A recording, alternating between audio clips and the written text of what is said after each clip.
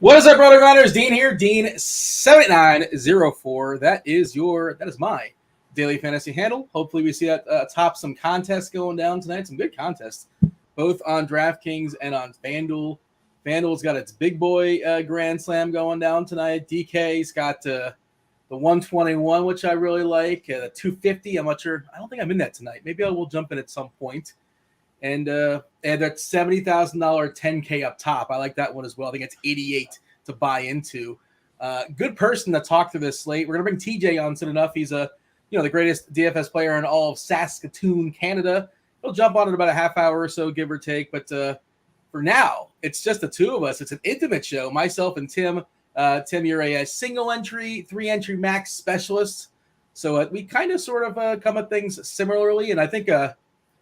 I'm curious to get your take as far as this slate because, man, outside of the Braves, as far as offenses, I had a hard time ranking my favorite stacks like 2 through 5.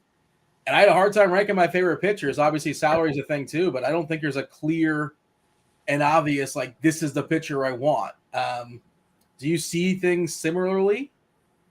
I do.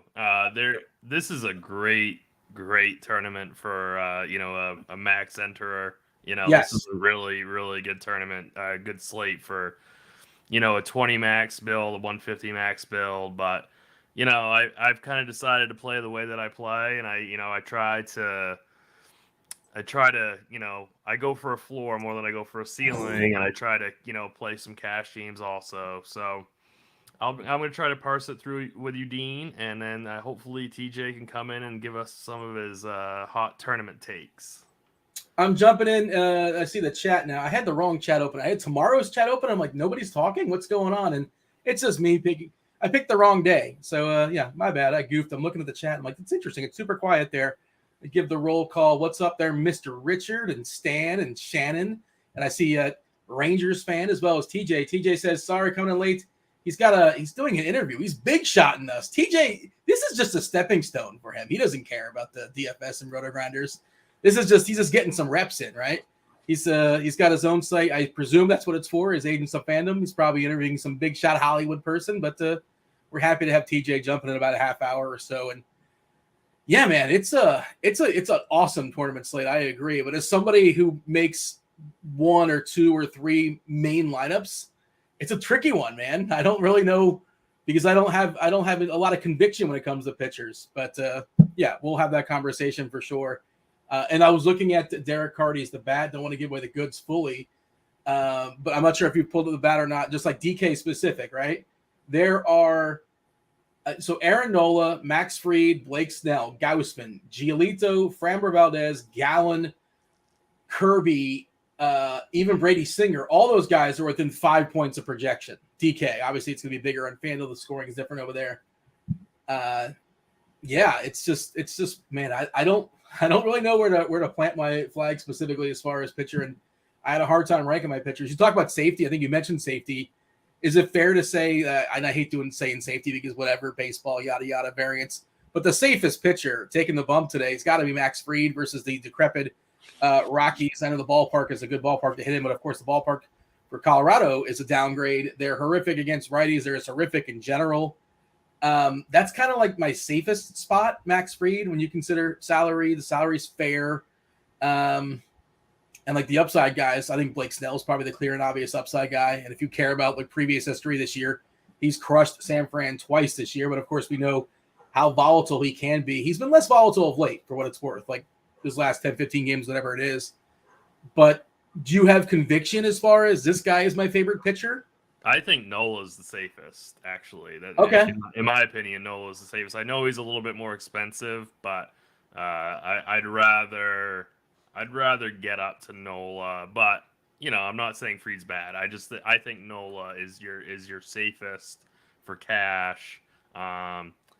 You're seeing a lot of spread out ownership too today. So yes. I don't think you really need to worry about ownership, which is kind of like refreshing for pitching. Usually we get these with pitchers, it's very, very condensed.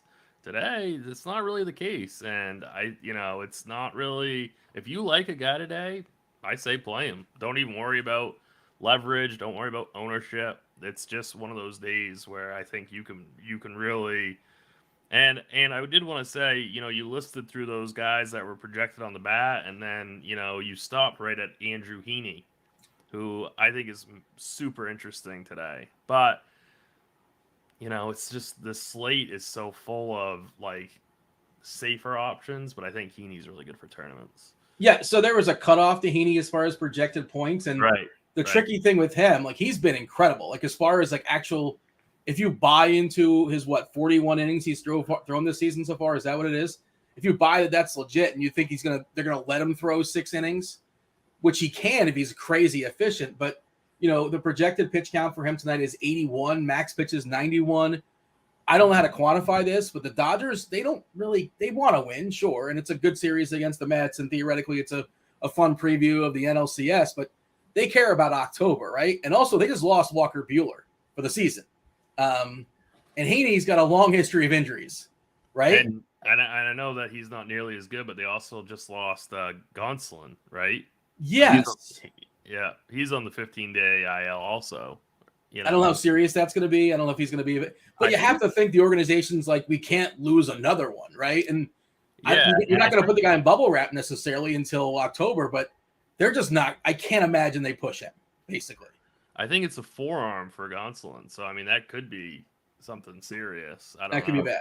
Yeah. So no, that's a good point, Dean. But yeah, I mean his strikeout upside is just so elite, and you want to talk about no ownership. I mean, he's going to be extremely low owned. It's against the Mets too. Obviously, not an ideal matchup. Mets, pretty good offense, and they're pretty contact heavy as well. I'm pulling up the old Plate IQ tool here. Let's see what they have specific to this. The lineup today, 19.9% collectively as far as strikeouts. Marte okay, a little bit. Rough, of course, plenty of power on rough side as well.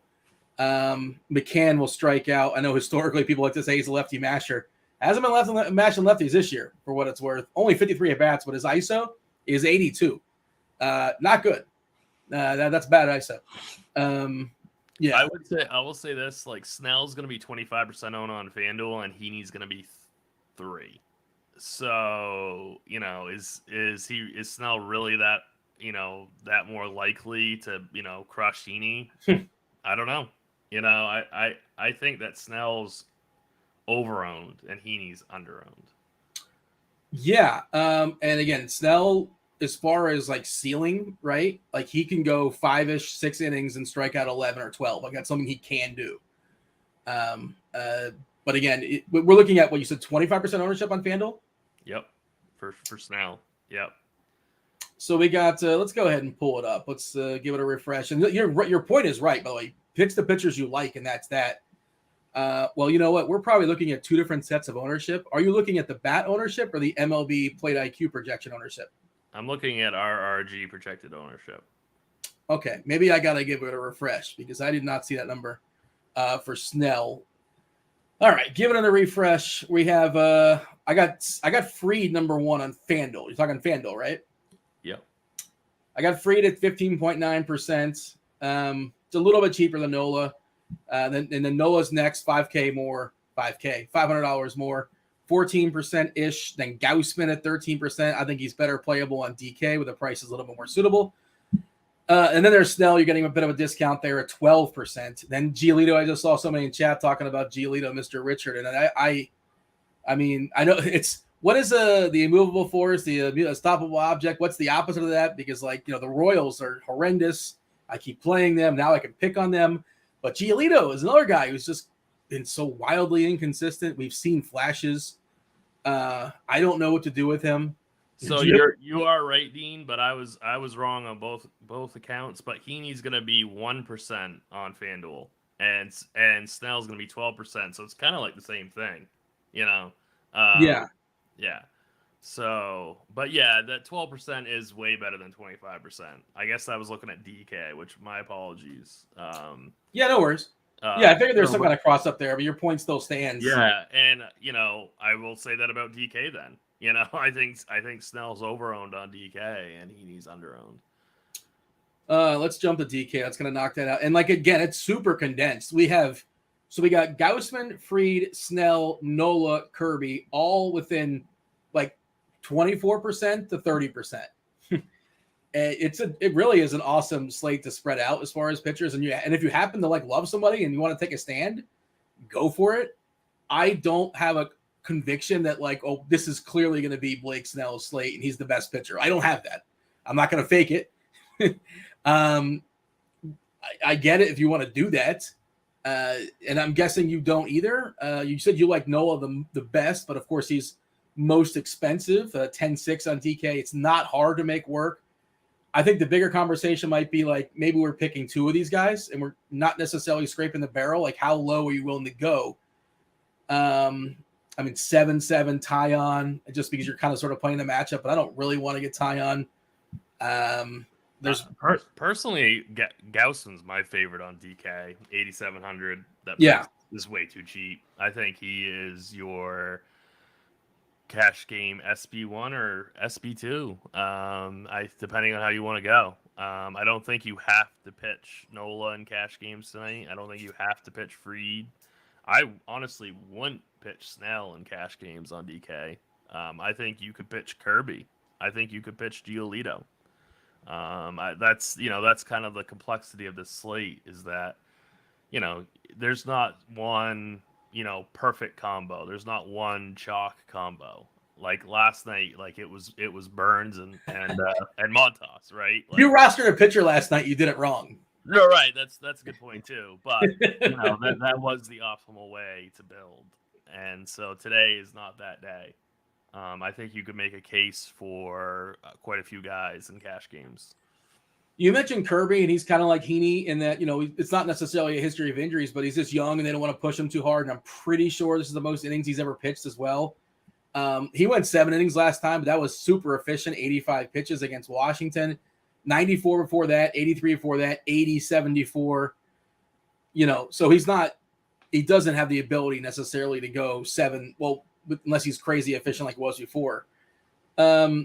He's priced for that though. Like you do get a little bit of a discount on him on both sides because of that, not huge leash. So, I mean, the matchup, I think, makes up for it. Shannon in chat says Brady Singer 10K on FanDuel. Yeah, Singer's been like sneaky good this year.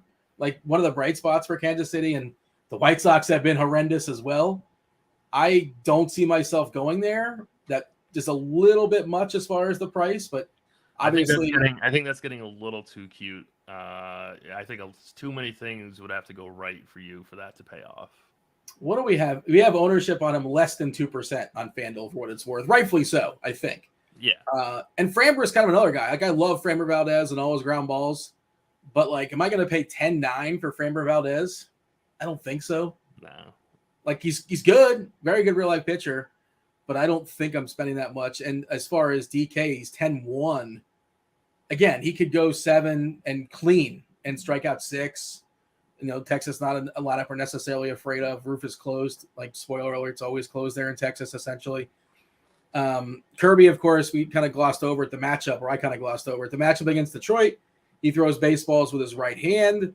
The Tigers are horrendous. I believe they have some more lefties these days, just the way their lineup has trickled out. Castro, Green, Candelario, Barnhart, and Castro, they're still really bad. If you pull up the plate IQ, the only thing hitting as far as green, like green is good, red is bad, different degrees of, the red are the worst. 24.8% as far as striking out collectively. They are very impatient, 5.7% as far as walks. The only one willing to really work a walk there is the rookie Green up at the top. Green has been really bad, actually, versus lefties this season, striking out 30%, leading off. Not a lot of power either at 150 as far as the ISO. It's a terrible lineup. It really is. It's really, really bad. Cabrera's striking out a ton these days at 25%. Baez, you got him in there with not even the power. The power's not been there for Baez this year versus righties. 128 ISO is really bad. Of course, the strikeouts have been there, and he swings at everything and does not take a walk. That's the argument for Kirby, and you get a bit of a discount as well, too. So it's in the bucket, like, for sure. If I land on him, cool. I might sort of do the backwards thing where I make my hitters first, and get my hitters right, essentially, or my stacks right, and then whatever pitchers fit. And, of course, that doesn't mean I'm going to be spending I'm not scraping the barrel. I'm getting 2 of the ones I like. That's sort of my strategy right now. I've not made my DK lineups just yet. My main FanDuel lineup right now is Max Fried, for what it's worth. But I'm probably going to do like a 2v2 or a 3v3 to the NOLA and see what that pops out for me as well. Do you like that strategy, or how are you building lineups today from the start? The very first lineup that I built today, I started with Gaussman and Giolito because there's just a lot of bats that I want to get to, and I'm not like completely sold on Nola's huge price. I'm not. I like Max Fried as a real life pitcher. I just the Rockies don't really strike out a ton, so. Obviously it's a great run prevention spot. Obviously he's got massive, win equity and quality start equity. So yeah, it's fine. But my first initial kind of build was like Gaussman and Giolito or Gaussman and Kirby and live in that like double eights, pay about, I don't know, 16, 17,000 for pitching, something like that. Are you pitching pennies that much on DK where you need that extra bat? Because I find there's a lot of cheapies too. Like I think I can make stuff work. Again, I have not fully made anything yet, but are you finding it difficult to get that one extra bat? It's not so much difficult. It's more an issue of lineup construction and kind of like what stacks you want, right? Like, how many Braves do I want? Or how many other expensive stacks do I, that's kind of the issue that I'm getting to is like, I want to get to the big bats of Atlanta. So, it's not going to be, I don't think I can double barrel tonight. I don't think I can go Nola Fried. Maybe I can go Nola Gaussman. But we'll see. We'll see. I'm just saying that I think that there are viable combinations, many more viable combinations today than there usually are for any kind of format that you're playing in. I'm afraid if I go double barrel, I'm going to end up with a combination a lot of people have of Grissom, Darno, and Rosario. You know what I mean? Like those three as a base for Atlanta. You know what I mean? Yeah, and like, do you want to punt outfield? That's kind of the issue that I have. It's like I want to pick on Urania, but I hear your question. What's that? I want to pick on Urania, but I hear your question. Of course, yeah. And it's just like it's just tough because opportunity cost of outfield is always so high. So yeah, I completely get what you're saying. That those cheapy Braves at the bottom there. That's fine, but like you said, you are going to end up, with a similar construction as everybody else, going that route. And I don't necessarily want to do that. You mentioned Nola. Last 4 weeks, he's averaging 98 pitches thrown per start. Really solid on the entire season. One of the longest leashes in all of baseball, 7th to be precise, 97.2 pitches.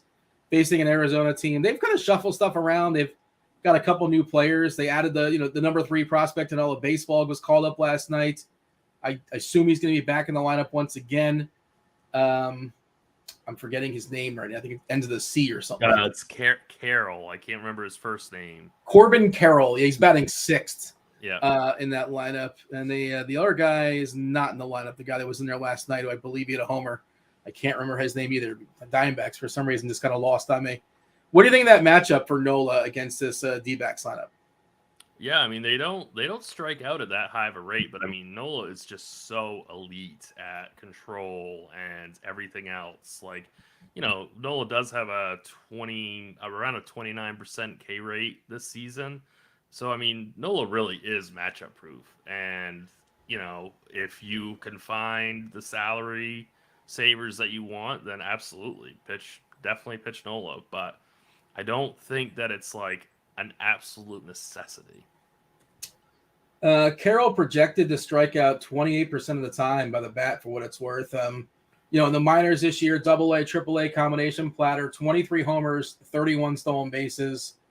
Again, one of the bigger. I saw they use the update prospects around this time. I think it was MLB's update, and they put him 3rd in the overall rankings. I believe he's just like 22 or so. First round pick, 16 overall in 2019. See what's going on in the chat. If you guys have any questions, you'll want us to talk about some pitchers that we're kind of sort of neglecting to some degree, by all means, fire it off. Brian wants to know if I was inserted into the player pool in roster roll 2K. What do you think what would my fantasy projection be? 0.63. I mean, now, yeah, it's don't roster me, man. roster Yuli. I would never endorse Yuli Gurriel, but I would roster Yuli Gurriel over me. Who, by the way, Dusty Baker, he got the memo. He finally got the word that this guy stinks. I don't know if you hear me lobbying about this all the time. I'm always yammering about it. He was dropped out of the 2-hole, Gurriel. He's batting, I think, 5th tonight. Ooh. Not low enough, but I'll take it. Baby steps. Pena was jumped up to the 2 spot, and I believe Alvarez not playing baseball tonight for Houston. Really? Alvarez is out? He's dealing with a hand, I want to say. Yeah. Yeah. Not that Houston. That's a pretty big knock to that lineup because Dunning's just so bad to lefties. So yeah. That's a pretty. I was thinking about recommending Houston as a kind of contrarian stack, but that kind of takes them off the board for me. Not that they can't get there, but that's a big hit to that lineup. It jumps up Tucker as well too. I think it's got a pretty solid price. DK specific at 4.5. Tucker makes it for a great one-off. Probably not gonna be. I probably wouldn't stack Houston today, but Tucker makes for a tremendous one-off. Let's see what's going on here in chat. Anything in Pittsburgh backs versus Alexander? They're all cheap. So the tricky part there is that Alexander is probably going to pitch 3 innings, maybe 4 innings. How long do we think Alexander is going to pitch for? That's probably fair. I mean, Odell Cruz leading off, so he's going to get 2 hacks at him, and then it feels like an awesome spot for Cruz, and we know about his power potential. We know he's on a complete project, but when he gets a hold of it, just forget it. Big ballpark jump as well for in Milwaukee. He feels like a pretty good one-off, and I think that's a pretty clear one-off, maybe like a cash game one-off or something like that. So maybe you don't necessarily want that. You were talking pre-show, it's not, the bar is set low, but this is the best iteration you're going to get of Pittsburgh, basically. That's right. I have a lot of interest in this Pirates team for value. So I'm fine with it. The bat has Alexander projected for 76 pitches. So, okay. What is that? 4-5 innings? He's not going to see O'Neill 3 times. He probably sees him twice, and maybe he sees the 5 or 6 guy twice or something like that, right? Is that fair to say? I think so. I mean, I don't mind the Pirates today. I wouldn't go nuts with them in your portfolio, but if you want to make them a little 3-man or a couple fill-in pieces, like a skinny stack of them, I have no issue with that. Chat's asking about weather. I'll go ahead and draw. Kevin Roth, of course, will be on in about an hour-ish. Let you guys know what's going on.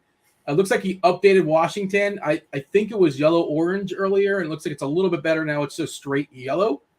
That's correct, right? I feel like there was orange earlier. Weather across the slate today seems to be improving. There doesn't seem to be any games that I would stay away from. Detroit green, Mets game, yellow green in Atlanta. Atlanta always has that chances of pop-ups, right? Which is every once in a while just sneaks up out of nowhere right above the stadium. Those are hard to predict, but whatever. We'll see what Roth has to say, and that's just one little tick if you want against Fried, I guess. The wind is blowing out in Chicago. That's the White Sox. Wind blowing out in San Fran, but of course that ballpark subdues such things. And they're asking in chat about any positive weather. I think we're done with fire emojis. Are fire emojis done? The weather's turned, right? I can't remember last time we had a fire emoji. Not many. It's kind of a small sample size, but there is a fire emoji, and not a huge sample, but an okay sample in Kansas City. Do we have an actual? Okay, so yeah, all right, 76 degrees, 12 miles per hour. So you know how Roth he'll put the if you pull up the weather edge, you'll get the actual fire emoji, you get the symbol. It doesn't give that, but in the 55 game sample, homers have spiked at 30% and runs have jumped to 22% as well. So that's something, right? I mean, it's not fire emoji worthy, right? But is that enough of a sample for you? At least it's not really enough of a sample, but let's just use common sense. Wind's blowing directly out to center. I mean, it's gonna matter. So, I'm sure there's a little bit of sample bias with that, but I think it's real, and it definitely gives me hesitation about Giolito, who I am very much considering rostering tonight, because that Royals lineup, man, that is so bad. I know it's bad every time, but I'm looking at plate IQ right now, and Michael A. Taylor, not a horrible hitter, but I mean 25% K rate, Perez 26, O'Hearn 30, Prado 33. I mean that's It's ugly. Is Taylor leading off again? Taylor's leading off, yeah. I mean, he's supposed to have power, right? Like, and he doesn't. Taylor's not a horrible hitter. I mean, he's a pretty good offensive player. It's just it's not, his ISO is just so bad, and he strikes out 25% K rate. So, and the other thing is that Giolito's got like large reverse splits, and there's going to be 5 lefties, so it's a pretty good matchup for him. Almost 31% strikeouts this year versus lefties, 21 versus righties. The ISO good against lefties, 116. Against righties, just bad at 243. The WOBA close to 400, which is pretty brutal as well. If he can get through that top 3, he's gonna cruise. Like that bottom half of that Royals lineup is really, I mean, it lines up for him perfectly. High strikeouts, left-handed heavy. It's ugly. Now, I can't promise anybody that he's going to have as good control, and I can't promise anybody he's going to get through those first 3 guys, because that's going to be his trouble spot. Checking out the chat, they're telling me to use common sense. Your boy Broccoli Boy's in chat. Let me know to use the old common sense. Hey, how about y'all use common sense and hit the like button, subscribe, turn on those notifications. Why would you not want to be notified when this show comes on and we drop all the common sense? And football around the corner, 1 billion football shows on layaway. Get excited for that for sure. Schedule's getting finalized. Man, I wish this Kansas City Chicago game was not in the slate. It's just, I feel like that. Like, I suppose Giolito can go out there and like strike out 6 and give up 2 earned runs, and he's just whatever, and the Royals are just whatever. But this feels like a game that can. I mean, this is a GPP player's dream, though, right? You're supposed to play both sides of this, I think. I absolutely would play both sides of this GPPs. Yes, I would. I'm probably going to have less Giolito than the field, and he's only going to be like 12% owned. I'll have 1 Giolito maybe. I don't want to play him. I think if I was in a 3-max setting today, I would have 1. You're playing 3 lineups. You put him 1 on 3. If I was playing 3 lineups today, I think I'd have him in 1. Oh man, what a mess. He's just sort of all over the place. But the matchup is really clean, like you said. This Kansas City team, it's bad. It's loaded with lefties. Was it 5 lefties in there? And Singer on the other side is pretty good too. Or like he's not going to get played. I understand why. His price on Fanduel is way too high. I get it maybe as a tournament flyer on DK, but I don't think I could justify paying that on Fanduel. Where do we have Singer? 4% right now on DK. We got Giolito at, I'm looking at the wrong column. Hold on a second. My apologies. Let's see. Kirby at 23. Giolito at like 13, 14. Valdez at 12. I feel like that might be a tick too high. Gallon at 9. Like, just he's on the slate, and I don't think people are going to really play him. He's a good pitcher, but it's a tough matchup. And then Singer at 8-9 at 4-4 as far as the percentage. I like Singer more than I like Gallon. He's cheaper and he's going to be less owned. Yeah, I have no issue with that. There's just, I mean, play who you want. Like, not to plagiarize Blender. Play whoever you want. Me and Blender are going to be talking a lot on Sundays. I don't know if, well, not a lot. We're going to be closing out slates. Get excited. Myself and Blender will be doing a Twitter Spaces. Are you young enough? Are you hip enough to know what a Twitter Space is? Barely, Bean. Barely. I don't really know what they are. I know they exist out there somewhere. I'm going to go ahead and drop this link in the chat. If you guys give us a name, and if we use that name, we'll hook you up with an RG t-shirt. What's the show, Dean? Like, what are you guys doing? So we're going to be jumping on like near the end of the games start 1:00 on the East Coast. It's 7 hours of nonstop action, right? About an hour or so, the last hour of the main slate, we're going to jump on and sweat it and tilt it and interact with people hopefully. And I guess people can jump on and like have a conversation. And if we have anybody that's live, that's like crushing it, or that has a potential sweat going on, and we'll have them jump on, that kind of thing. If you have a sweat coming on, you're more than welcome to come on. I don't know. Would you want to sweat with us, or you want to sweat in the corner by yourself? I don't know what the. No, I'd sweat with you guys. I totally would. Yeah. So yeah, so I don't if that helps you name the show. It's myself and it's Blender, and I think we're like the two main like people, and we might have other people jumping in on throughout the season. Yeah. But yeah, and I'll sweeten the pot. I'll get you a week of free of RG Premium as well. If we use your name, I'm going to drop this link in chat, the tweet from the official RotoGrinders account. There's already been some submissions. Are any of these good? Let's see. I'm pulling it up now. Tweet Sweats, is that good? Tweet Sweats? The Tweet Sweat show? The Fantasy Draft Afternoon Sweat. It's a little wordy, right? It's a lot going on. Yeah, it's fine. I appreciate the submission. Two Dudes in a Sauna. I guess that's a pun on sweating. And, yeah. Yeah. So don't submit it in chat, by the way. I see submissions being thrown in chat. Submit it in this thread so we'll know who you are. I don't think we have a clubhouse leader just yet, far as I can tell. The 99th percentile. But whatever. We'll figure it out. We'll be on every Sunday. About last hour of the slate, give or take. Feel free to follow the RotoGrinders account. We'll be on top of it. Two Dudes in a Sauna is great, according to Rangers fan. You like that one? I don't know. I think we could keep going. Keep going. Your boy Broccoli Boy is saying Dumb and Dumber. I don't know which one of us is Jim Carrey and which one of us is Jeff I don't Daniels. know how we haven't kicked him out of the chat yet. I thought we had a moderator, Oh, man. Dude, where's my sweat? That's all right. Sweet. What does yours say? Dude. All right. Streamy Sundays. That's a submission from producer Steve. We'll figure it out. We'll get something good. Did something just happen with the Cardinals? They're not in the main slate, but apparently their lineup was updated. I don't know if somebody got scratched or not. Or they shuffled something around. I didn't see who got scratched. That's the only thing. But they're not on the main slate. It's a bummer, too, because, like, man, well, I guess everybody else wants to pick on Dunn as well. But, like, I think they have a 6 total today in Cincinnati. They would totally change the slate. I'm such a fish. I had all the Cardinals last night, and then I got off of them because I got worried about the weather. Oh. And yeah, it was just bad. Roth said you could play it. I know. It's just tough because, I play one team, all my dollars on one team. Yeah. And so tough.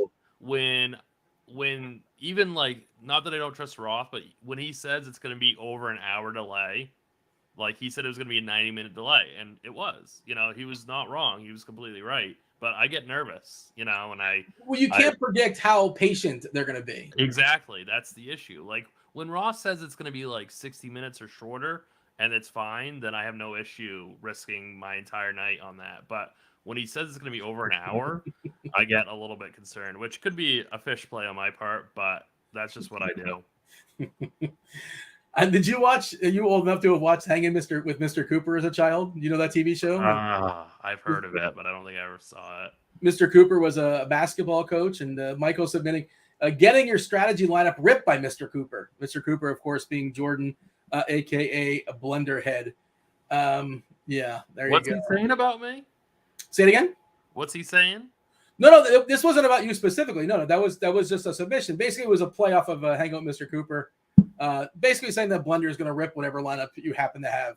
I mean, it's not about winning money. It's about building good lineups, plus EV lineups, right? Right. That's true. There you go. Yeah, just seeing what else is going on. Broccoli Boy says you got a party going down in October. Am I invited? I didn't get an invite. I mean, you can come. Well, now you feel like you're cornered, like at this point. Well, no. But the thing is, Dean, I don't want you squatting at my house for 3 weeks. That's fair. Like, you can come to the party, but I want you to leave afterwards. That is perfectly reasonable. That's a reasonable. Well, I was also house sitting and watching a dog. I don't know what sort of animals you may have lurking or not, but and you're not leaving, right? You're just going to be. No, it's just a big party I'm having. And that's it. And then when the party's over, you're going home, Dean. Okay? You don't got to home. You don't got to go home, but you can't stay here. That kind of thing. Exactly. Fair enough. Other pitchers that are worth noting, I believe we'll have TJ coming in here soon enough to chime in, give his perspective as far as pitchers too. We're not going to do a whole rehash, but curious to get his rundown. I'm trying to see if there's anybody being thrown out in the chat that we may have neglected. I think Jameson Taillon is worth a tournament shot. Okay, sell me on Taillon. I don't think I'm going there. Yeah, he's just so cheap, and this Angels lineup is so bad.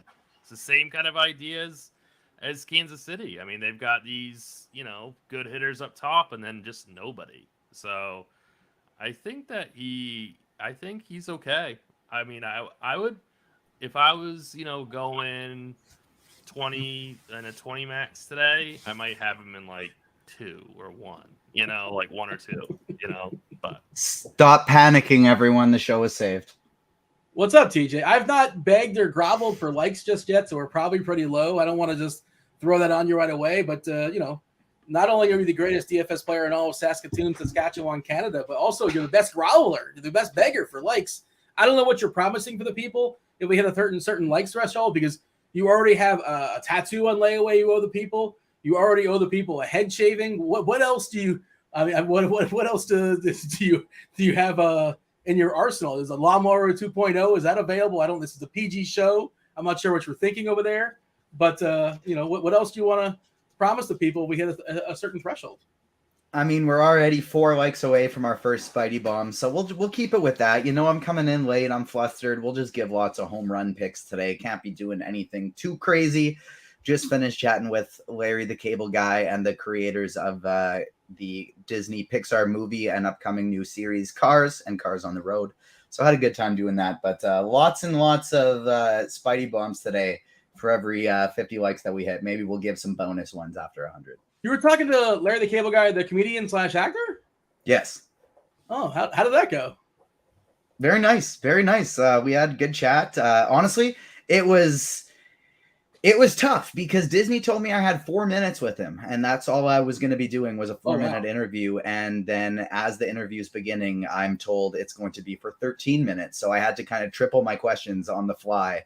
And so it was kind of crazy, but it was fun. So yeah, those interviews will be up on agentsofandom.com soon.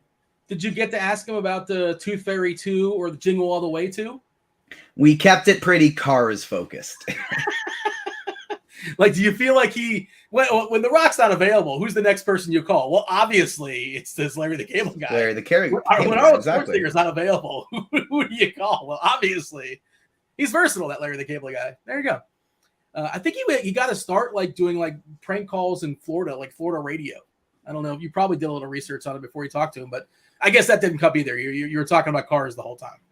Yeah, for the most part. We started a little bit about his career, talked about his relationship with Owen Wilson, stuff like that, but kept it pretty focused on the series. And, we already got over 50 likes, so I guess I got to just start the show with the Spidey bomb, hey? Is there a player named Larry that we can sort of like a narrative street? Is there a Larry in baseball? Larry Walker? No, Larry Walker retired, right? Yes. Larry Walker, Canadian, has retired. First Spidey bomb of the day. We're coming in hot, and it is going to be Julio Rodriguez. J-Rod, I like it. We just did a whole rundown as far as pitchers. I want to get your take, your side.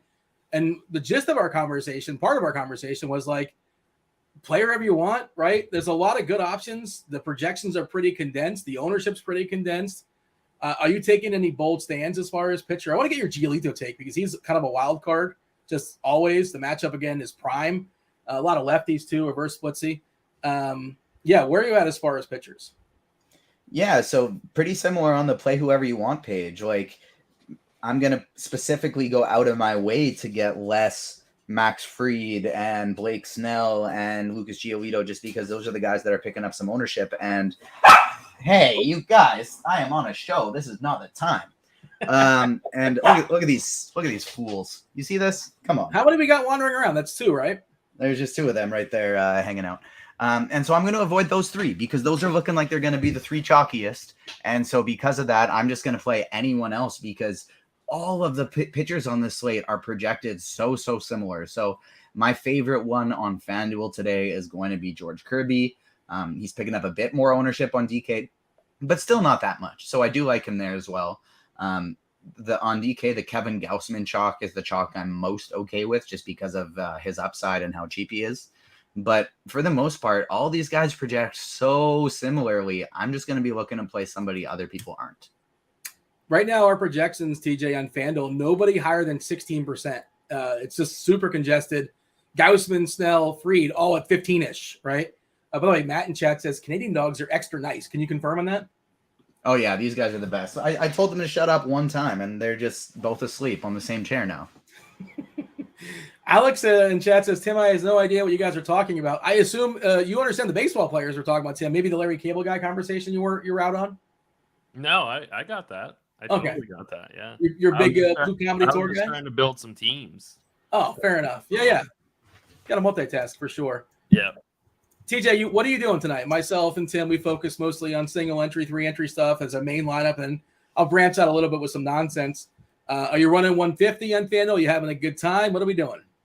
Just one for me today. It's been a busy day. I'm back in the teaching fold. First day with kids is the day after tomorrow, and I got had these interviews all day. So just the one lineup for me today. Didn't have time to quite go through my entire process of building 150. So just the one single entry on FanDuel. You teach 6th grade, right? Yeah. Man, that is like the roughest. That's like 6 through 8 is the roughest in my experience. See, it's my favorite because they're old enough that they're not little kids anymore, right? But they're young enough that as long as you put in the work, you put in the time, you build those relationships, they still adore you and treat you with respect, unlike high schoolers. So I think I like it. It's my favorite age for teaching. No, fair enough. My experience, like they just didn't understand compromise. Like it's like, listen, don't mess with me. I won't mess with you. We're all good. That kind of thing. In high schoolers, it's kind of an unspoken thing. Like, yeah, just do it. Just don't push it too hard, and you're fine. And we're good. To be fair, I never had my official own classroom to build those relationships, so maybe that's different. But and also you got Canadian kids, so they're nicer than us Americans. We're mean, I'm told. I mean, did you go to Chicago yet? No, that's in 2 weeks, next Thursday. Okay, right on. Yeah. Snell and Nola equal the highest ceiling. Is that Tim? Joseph in chat. Snell plus Nola, is that the highest ceiling combination? I guess maybe. I guess so. I guess for raw points, yeah. I honestly think it's Nola Gaussman. Yeah, that's okay too. I don't think there's a wrong answer. I think those guys, they're all in the bucket, and it's like whoever fits, like whatever. I don't know. I just don't think, Snell's never safe. So I know that he's been better recently, but he's just never safe. So. Well, he was talking ceiling, but I hear what you're saying. Yeah. No, I know. Yeah, ceiling probably it probably is Snell and Nola. Snell 10 strikeouts against Washington 3 games ago, 9 versus Colorado. You got 11 versus San Fran, 12 versus the Dodgers. You catch him on the right night, it could be a lot of fun. Of course, he's coming off a matchup where he got beat up against Cleveland. Cleveland, tough matchup, especially from a contact perspective. It's wild. You got anything like a summary, TJ, as far as your pitching approach? Did you give a Giolito thought, or how about Heaney? Because I'm off Heaney because I'm just afraid the Dodgers aren't going to push him too hard because. Well, he's got a history of injuries, and the Dodgers are down 2 of their starting pitchers. And how important is this game today, really? Like, they want to win, sure, yes, why not? But he also can do it like in 80 pitches. Like, if he could be super efficient in theory, but I don't love the matchup either. I'm off Heaney. I won't talk anyone off of anybody they feel very confident about because, you can literally play anyone today. If you want to play somebody stupid and off the board, I'm good with it. I'm not personally on Heaney or Giolito. Heaney because of the pitch count, Giolito because of the ownership. Having said that, everyone's just fine today. The strong pitchers have tough matchups or are priced up a lot. The guys like Giolito, who's in a good matchup and priced down, but the ownership's coming along with it. Everybody kind of has their highs and lows today. I don't think the slate is going to be one with pitching today. Well, wait, when you say everybody's fine, you're talking about amongst the guys in the bucket. You're not throwing Urania and Alexander and No. Okay. Everybody's fine from Fried through Logan Webb would be the pitcher I'm least confident in that I'd consider playing. I'm not going to touch the Cole Irvin, Marcus Stroman.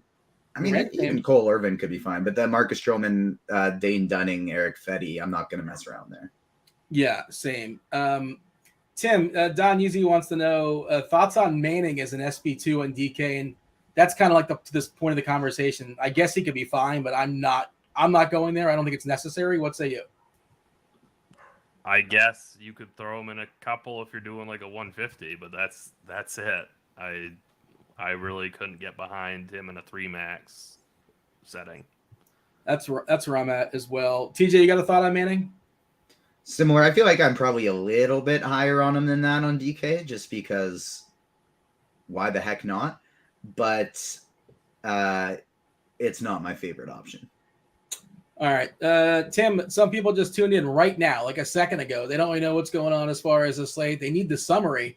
Let them know what where you're at as far as pitchers. I know you're repeating yourself, but again, this is how the show goes. It's an hour and a half. What do you got as far as pitchers, Tim? I think it's Nola and Gausman for cash games on DK. I think that it's probably Gausman for Fanduel. I think you can drop down to Giolito. I think you can drop down to Kirby also. I think you play Kirby in cash games on both sites. Max Fried is projecting the best, so I completely understand if you want to play him, but I think that it's not a great strikeout matchup, and it's not a great strikeout matchup for Nola either, but I prefer the skills of Nola over Fried, and then Blake Snell is definitely a really nice ceiling play for tournaments. Anything you want to add to that, TJ? I honestly think my favorite pitchers on DraftKings are the same for tournaments and cash, and I would want to roll Kirby and Gausman. And then on FanDuel today, it's again, play whoever the heck you want because the projections are all so bunched together. But for me, the top option on FanDuel is going to be George Kirby. And then outside of that, if I was playing more lineups, it would just be sprinkling in lots of different combinations of the top end guys. I would probably try and get overweight to the Zach Gallons and the Brady Singers of the world who are picking up very little ownership, and try and get underweight on the Blake Snells and Max Frieds. Can you confirm or deny, TJ? Gundacker in chat saying that you're plotting something evil. Are you petting a cat? I saw you a finger like on your temple. Those are clear signs of you're up to no good. You're up to some shenanigans. Gundacker's my guy. The only thing I'm plotting is how bad I'm going to beat him in MLB The Show when we play on PS5. Oh. No, that's not no plotting. That's just the ADHD needing to do something with my hands. Is that you guys Yankees versus Toronto? Is that assume that's what's going on? I think that's what we're gonna have to do. Yep. I downloaded it, I bought it, and I played like 3 or 4 games, and I gave up on it. Maybe I should dust it back off and give it a shot again. I'll try. Dust it off, give it a shot. I just finally got all the technology so I can stream it up on YouTube and Twitch while we play. So let's get it done. Get some of the RG viewers to place bets. All right. Well, what's the sharp money? What's Vegas saying? Oh, on me, I would probably put the money right now on Gundacker, but we'll see when the matchup happens because I haven't played it in a few weeks, so I need a bit of a tune-up. And if I get my tune-up time, it's on. Fair enough. Speaking of Yankees and Toronto, Yankees more so, probably one of the more popular stacks going down tonight. But the clear and obvious one, I guess I don't like to phrase it that way. Like the most popular one, Jose Urena in Atlanta. I know there's Ronald Acuna. You probably would have just plunked him anyway a couple times. They have a history.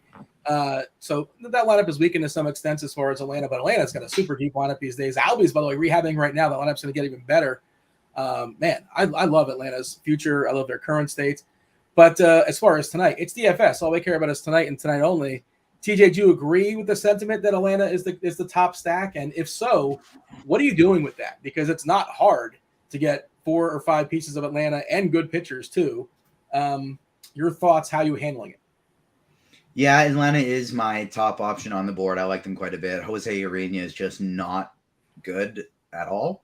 And so because of that, like the only reason I would ever shy away from Atlanta players is if they're facing a high strikeout pitcher, because they got a lot of guys on this team who strike out a ton. They got power, but they also swing and miss a lot. Well, Jose Arena doesn't make anyone swing and miss and gives up almost 50% hard contact to the left side of the plate. His only plus skill is his ground ball abilities. And there's only 2 players on this team, Michael Harris and William Contreras, who are ground ball hitters. Everyone else on the team is a fly ball hitter or just has a line drive lean. So, yeah, I'm still going to play Atlanta today. I don't really care if they're picking up the most ownership on the slate. It's still not very much. And because of that, like that to me is the reason why that I want to get more different on pitcher, because I know that other people are going to be on Atlanta as well. I mean, 24 teams playing. Atlanta, again, the best stack, but doesn't mean they're most likely to they're not likely to lead the slate in runs. Isaac Paredes, by the way, scratched for Tampa Bay for what it's worth. A roof open tonight in Toronto. I believe it was open last night as well. Angels lineup just dropped, and Trout and Ohtani are both in it, as well as Ford in his revenge game in his first home run of the year. Got very excited against his former teammates there in New York. Tim, your thoughts as far as Atlanta, and then extend it out, because I had a hard time doing my stack rankings today. Like 2 through 5 or 6 or 7 are all kind of sort of the same to me. Do you feel that way? Or otherwise, do you think there's a team that sort of rises that maybe is kind of sort of somewhat sneaky or like distinctly better than everybody else, or even right there with Atlanta? Yeah, so I definitely think Atlanta is the top option today. I agree with everything that TJ said. That's one of the reasons why, like, I'm not necessarily gonna like pay all the way up at pitching, because I want to get all these Atlanta guys. Also, the one team that I do want to point out, which is really kind of jumping out at me, are the Yankees, because, like you said real quick, like they're going to be one of the more popular stacks today. Well, that doesn't seem to be the case, because I initially agreed with you that they would be kind of chalky, and none of our tools, Slate IQ, our smash percentage tool, none of those things think that they're going to be that high owned. So I think that they are a really, really good contrarian spend up stack if you don't want to play the chalk Braves. Maybe a better way to say that, and you're right to correct me, is that like basically nobody's going to be terribly popular, I don't think, outside of Atlanta. Maybe some Milwaukee where they're kind of cheap, possibly, but I did want to bring up Milwaukee because they appear to be getting a lot of ownership, and they're considered a top stack. I really like Milwaukee. I've played them quite a bit lately. This doesn't, like, I know that, you know, they have a good matchup today, but I don't consider it a great one. And I think that there are other places to go if they're going to be this high owned. Like we have Atlanta 88.14 total ownership, and Milwaukee 87.53. That's too close, in my opinion. Where do I find that? Is that Slate IQ? Yeah. Okay. You know? And it's like that's too close. We give Milwaukee a better chance of being a winning stack today. Like that's fine. Personally, I don't agree with that. So, models like the Brewers today. The Bat loves the Brewers today. That's fine. You know, I much prefer getting to Atlanta. I'd like him a lot more if Rowdy Tellez was playing. You know, the lefty power bat against Keller. He's also crazy cheap on Fanduel. He's out of the lineup. He got hurt last night. I don't think it's anything too serious, but no, not playing at least from the start. Is that, I assume that affects him to some degree for you? No Rowdy? Yeah, and you know, Milwaukee allows you to, you know, double pay up at pitching, and I think that that's going to be like a really chalky build. So if I can be different, say, and get like 2 mid-range pitchers and pay up for all the Atlanta bats, I want to do that. You know, because I think that I don't think that the high-end pitching is so good today that you have to do that. And I think the Atlanta bats are better. So it's just, again, like I said at the beginning of the show, it comes down to a lineup construction idea. And that, to me, is a better way to build a lineup. Question in chat, everyone's favorite off-the-board stack. Who's your favorite off-the-board stack, Tim? So I'd say the Yankees, if they're really going to be this low owned. I think the answer is like everybody's kind of off the board. Like, again, they're not going to be that popular. The Dodgers, you got to pay for them. On Fanduel, some of the guys are pretty cheap, so it's not that hard if you get to like Gallo. He's one of my favorite cheap players on the slate. I gotta drink some water. TJ, jump in here. Tell me your thoughts as far as stacks. Feel free to give your thought as far as Atlanta, other stacks you like, and maybe an off the board stack. Atlanta's my favorite. The Yankees are probably number 2. Milwaukee is the biggest one I'd downgrade because of ownership. And so Milwaukee's the one I'm going to be looking to get the most underweight on. Teams I like the most for tournaments are the Dodgers, the Yankees to kind of pair along with Atlanta. The Dodgers, I think, will be my favorite one to do so. I don't mind just getting real cheap with it and going some Washington, going some Oakland. I like both of those teams today. I think this is the slate to just kind of get crazy with some of those teams. And if you're looking to get really off the board, a couple of the other teams I like as well would be the Blue Jays, as well as who was the other really off the board team? Literally no one's playing the Blue Jays, and the Mets. No one's playing the Blue Jays or the Mets, and I kind of like both of them. Stroman's just tough to pick on, right? And you know this as a Toronto guy. I know the ground balls are down more this year than they have been previously, but he's still just typically, unless he gets BABIP to death, he's not a guy that's going to get completely hammered, right? So that's sort of where I'm at. And there's not a lot of lefty power, of course, in that Toronto side as well. Yeah, unless you think JBJ's got some power. It's 8 righties against Stroman. Stroman is better. I mean, from a power I'd rather the righty power against Stroman than the lefty power. Really? He gets more ground balls to lefties. He strikes out more lefties. So like a right-handed heavy team is kind of what I like to target Stroman with. The thing is like Springer's a ground ball hitter, Vlad's a ground ball hitter, Bichette's a ground ball hitter. Like they got some guys in this lineup that could rally kill pretty quick. But I do think they are a very, very interesting, like super off the board stack. The Jays and the Mets, nobody's going to play them, and they got super high upside. 27% fly balls in the season for Stroman. Homer in the fly ball, 15%, 1.12 homers per 9. By the way, somebody in chat's asking about bullpens. Alan saying Pittsburgh or Rockies, who's got a worse bullpen? They're both horrific, though. They're 2 of the worst in baseball. Pulling it up here on the fly. When you look at Sierra, the active bullpen, Kansas City is the worst bullpen in all baseball. 2nd is Colorado. 3rd is Pittsburgh. Those are the 3 worst.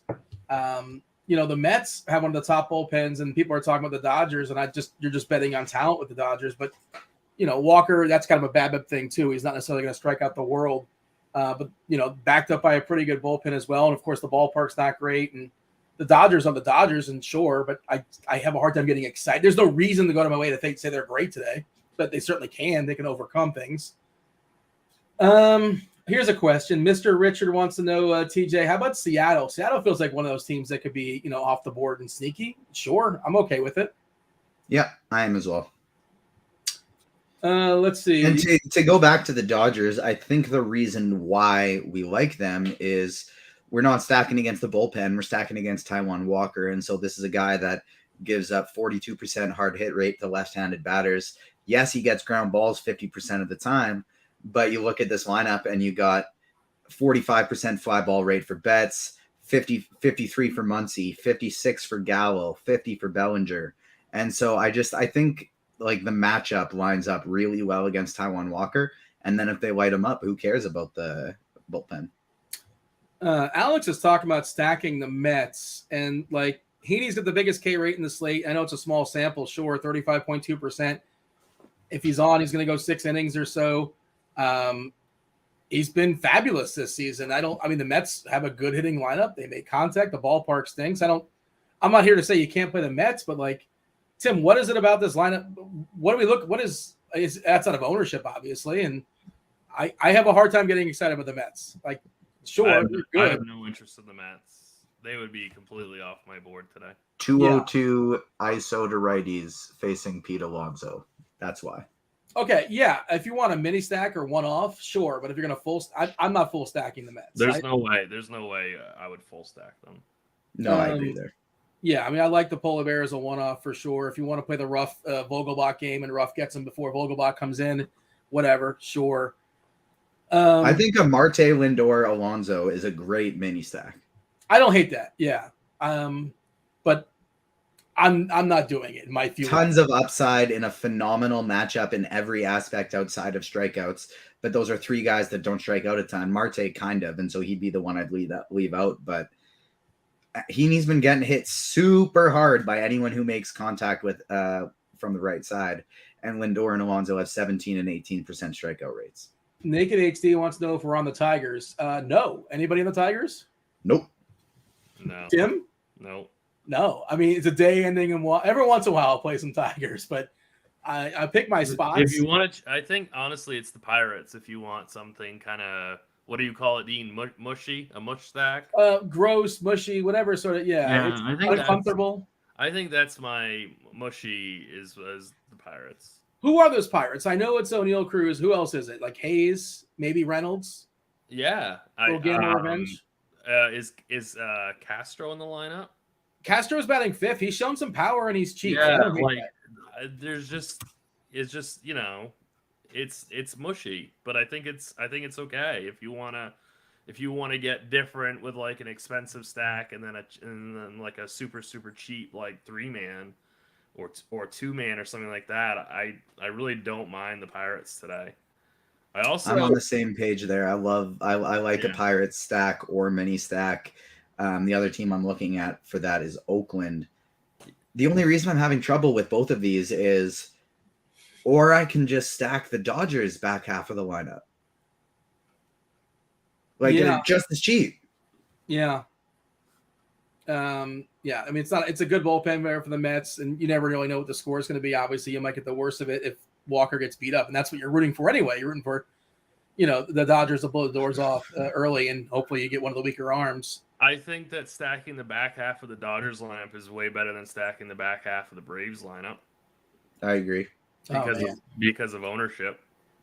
Are the Braves going to be owned up and down? Like, is Robbie Grossman going to get some ownership? I think that they're going to be very, very popular punts because people are going to be stacking up the Braves and they're going to be like, oh, I need a cheap so-and-so, and Atlanta provides that. So they're going to go to people who are on Atlanta. And Michael Harris is going to get a big jump too, batting second, typically in that 9 or 8 hole. And Atlanta's pretty cheap on DK, like Grossman and Grissom. Even d'Arnaud is a cheap, and then you got Rosario. So that's where, if there is a such thing as chalk, I think that's where it's going to gravitate to. Let's go around the horn and give our fair plays position by position. Before we do that, I want to mention the Fanduel single entry series. It still continues. This is the absolute last week you can win and join TJ in Chicago. Win yourself a trip to Chicago. September 9th, it is an individual prize pool outside of what TJ is in. TJ is in the championship. This is in the single entry series. I believe the 8 qualifiers will be competing for $50,000 as far as the total prize pool. I think it's $10K up top. How do you qualify? You get, number 1, the top 4 scores amongst the entire week, Monday through Sunday. You still got time. If you missed yesterday, no worries. You could drop your lowest scores, assuming you play 7. Your top 4, you finish first amongst everybody that plays in the single entry series. You win yourself a trip to Chicago, and you get to hang out with TJ. So that'll be good times for sure. And Ross going to come on soon, and he'll let you know Andy's sweetening the pot every single day. Andy's going to hook you up as well. Chicago's own Andy Means. We'll do the stat hero after catcher and first base. Let's talk about catcher. TJ, you're playing on FanDuel, so you're prioritizing any catchers. I kind of like Sal Perez. Good weather there today for homers. Giolito likes to give up homers. He's a reverse splitsy. That's at 2.8K on FanDuel. I think that's a pretty good play for a catcher, but obviously you don't need to play one over there. What say you as far as catchers tonight? Yep, I think you can absolutely prioritize Bobby Witt. You always can. Outside of that, though, the people I'm looking to are these Atlanta guys, d'Arnaud and Contreras. They are my 2 favorite catchers on the slate to go along with Sal Perez.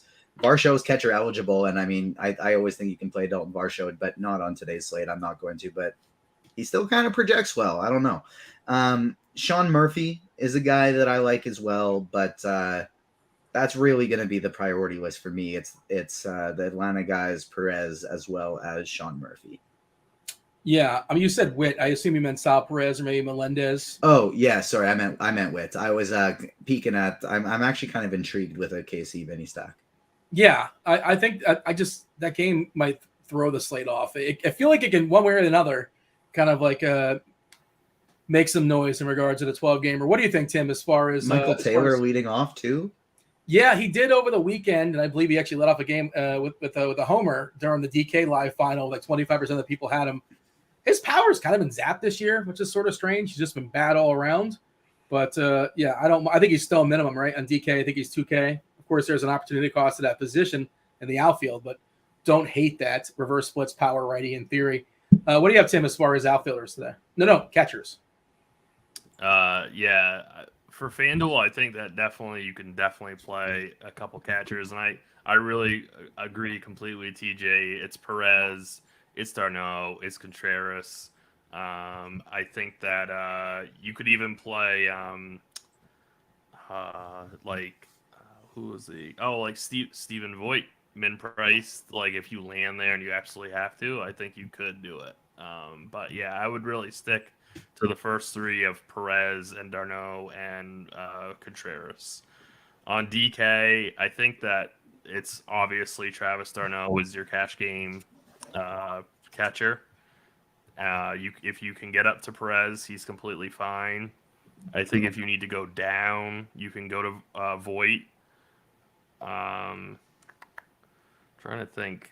Catcher seems even. There's no Kirk today, for what it's worth. If you're looking for like good catchers, he's not playing. I think Will Smith not playing also. So a lot of the good catchers just not playing today. Yeah, catcher is even more gross than it usually is today. But I think that an important thing to note is that I think more people are going to go to Darno on DraftKings, so that automatically makes Contreras an exceptional tournament play. That's one way to differentiate your Atlanta stack. I feel like it's probably going to be, I don't know what our ownership is. I can see it being like 3-1 difference, Darno versus Contreras as far as if it's that high, I haven't looked, but if it's that high, then definitely pay attention to that ownership between those two guys. I don't know if Mark just forgot a decimal point, but he wants an outfielder under 22K on DK last piece. All of them. Aaron Judge, I guess. I don't know. He got a lot of money saved up. So maybe it's 2.2. I'm not sure. 2.2 for an outfielder. Maybe that's what he's asking. I'm sure that's what he's asking. Yeah, unless he's just goofing around. But like an outfielder, this is a good time to mention. I'll drop this in chat if you guys aren't aware. Use our lineups page, and there's like little sliders. You could slide it and say, okay, I only want players in the 2K to 2.2K range, and those are the only players that will be highlighted. You click outfielders, you click on 2 to 2.2K, and you get all the ones that are available. Just if you aren't aware, here it's free tool. I'll drop that in chat for the people. But did I buy enough time? Did I give you enough time, Tim, to find? I wish he had $100 for Lane Thomas, but if he doesn't, then I guess it's Michael A. Taylor, or actually Nick Gordon too. Mark has corrected, by the way. It's 2.2, and I think Taylor is the answer. We saw Gordon get pinch hit for yesterday. Yeah, I played him on FanDuel. I was like, come on. I was so pissed. But yeah, it's probably Michael A. Taylor. I think it's Taylor as well. And if you want to just bet on the talent of Corbin Carroll, I don't want to pick on Aaron Nola, but I don't hate that either. He's got a great DFS game. He's got speed and he's got power. So sure, but Aaron Nola, possibly the best pitcher taking the bump tonight. You got to first base, TJ? Yeah, first base today, Matt Olson is the top play on the board. Anthony Rizzo, very strong as well. Freddie Freeman, I like for tournaments. But I think my favorite kind of off-the-board plays today are going to be Pete Alonso, Vlad Guerrero. They're in those two mini stack or off-the-board stacks that I said that I liked quite a bit. And then if I do need a salary saver, I'm probably going to somebody like Seth Brown. Yeah, that's probably the most appealing piece on the Oakland side, right? Which is, somebody's got to be most appealing by default. Eric Fetty, not somebody we're afraid of. Huge ballpark bump in Washington. It did get an upgrade from Roth. Well, Roth will come on in like 15 minutes or so and let you guys know what's going on in Washington. Of course, they have their history with weather over the years, but these are teams that don't play each other often, so maybe they're more likely to play. And I think it was just upgraded to yellow, so it should be good to go. What do you have, Tim, as far as first? For cash, it's definitely Matt Olson. I think my favorite salary saver is Keston Hira. But I would rather get up to Olson. I wouldn't mind getting up to Freddie Freeman. I agree with TJ. Seth Brown is a really good punt. you know, we talk about how kind of tricky this White Sox Royals game is going to be. I think that the same idea with this Brewers Pittsburgh game is going to be kind of tricky. Like, there are these pieces of Milwaukee and Pittsburgh that I really want to play, but I also could see that game being 2-0 because it's Pittsburgh, you know. So, but yeah, I think Shohei Ohtani is a really, really good tournament play. I don't think anyone's going to play him today. No, and I'm not going to fully stack the Angels, but I'm okay getting a little bit of Ohtani as a one-off or like a little mini stack with Trout, spend up and save money elsewhere. We got a question from Mr. Papa Giorgio. I guess that's Nick Papa Giorgio. You all know Nick Papa Giorgio, right? For sure. Asking about the relevance, the possibility of stacking a little mini stack for the Twins. Oh man, I talked about them last night. I kind of gave them the kibosh and kind of gave them the mush, and I just hate this lineup without Buxton, and it's not great. Is Polanco still hurt? No Polanco, no Buxton. It's a Rise, Correa, Kepler. I know Kepler's cheap. Miranda, like him, Gordon, Urshela, Cave, Celestino, Sanchez. I wish Sanchez was up a little bit higher. I don't hit him as a one-off, but a little mini stack, maybe a little wraparound with Sanchez. I don't hate it. You got a thought in that, TJ, as far as Minnesota? They are not on the top of the board for me today. I'm not really going to be getting any Minnesota, but I understand it. They're in a pretty good spot. It's a big slate, and they're one of they're probably going to be the third highest owned team on the slate ish. And so I'm going to be out there. TJ, what's the deal with likes right now? We've not begged or groveled in a while. What do we got? 18 likes away from our second Spidey bomb. We'll do a third one at 125, a fourth one at 150. We're at 82 right now, so it's not bad. But we also got 350 people watching, so I always feel like it should be at least half. You know, like I don't really understand why people don't just click it. It's easy. Do you click it when you're watching a YouTube video? Do you click the like? I have the YouTube. I have the YouTube video up for 100% of the shows that we do for two reasons. So I can click the like button and so I can interact with chat. No, I mean like when you're watching somebody else's platform. You're watching it, whatever you're watching. I don't know. Oh yeah, every time. All right. We do want to mention the Stat Hero. If you don't want to mess with, you don't want to play against TJ, you don't want to play against Tim, you don't want to play against chat, you don't want to play against the Detroit stacks in chat. You can play, fantasy in a different way. If you're not aware of Stat Hero, it's a unique fantasy sport platform that allows users to compete only against the house. You're not going to be playing against other players in a contest. You participate in a head-to-head style contest where Stat Hero, they're going to provide a lineup that has, you just got to beat their lineup. They're going to throw a lineup up. You got to beat them. There's also pick'em style contests as well. You got a nice fat deposit bonus, 50% deposit bonus up to $250. Use the promo code GRINDERS, GRINDERS. And Tim, you took the time. To select hopefully a winner against whatever Stat Hero is providing. What do you got for the people? Yeah, so the house Stat Hero put up a even money team. They put up Donovan, Olsen, and Ty France, and I decided to go with Austin Riley, Travis D'Arnaud, and Christian Yelich up against that team for even money. Once again, use the promo code GRINDERS, 50% deposit bonus up to $250. Jeremy's saying we would get more likes if we would just be more entertaining as opposed to deadpan stat reading. I get yelled at for derailing the show. I get yelled at for keeping the show on the rails. Can't please everybody. Yeah, get me on a basketball show and I will talk about different things about the sport for hours, but it's stupid to look at anything else other than the numbers for baseball. Like that is what you're looking at. So, what does your gut say though? My gut tells me that the second Spidey bomb today is going to be Pete Alonso. Nobody's playing him, and he's going to hammer a bomb off of Andrew Heaney today.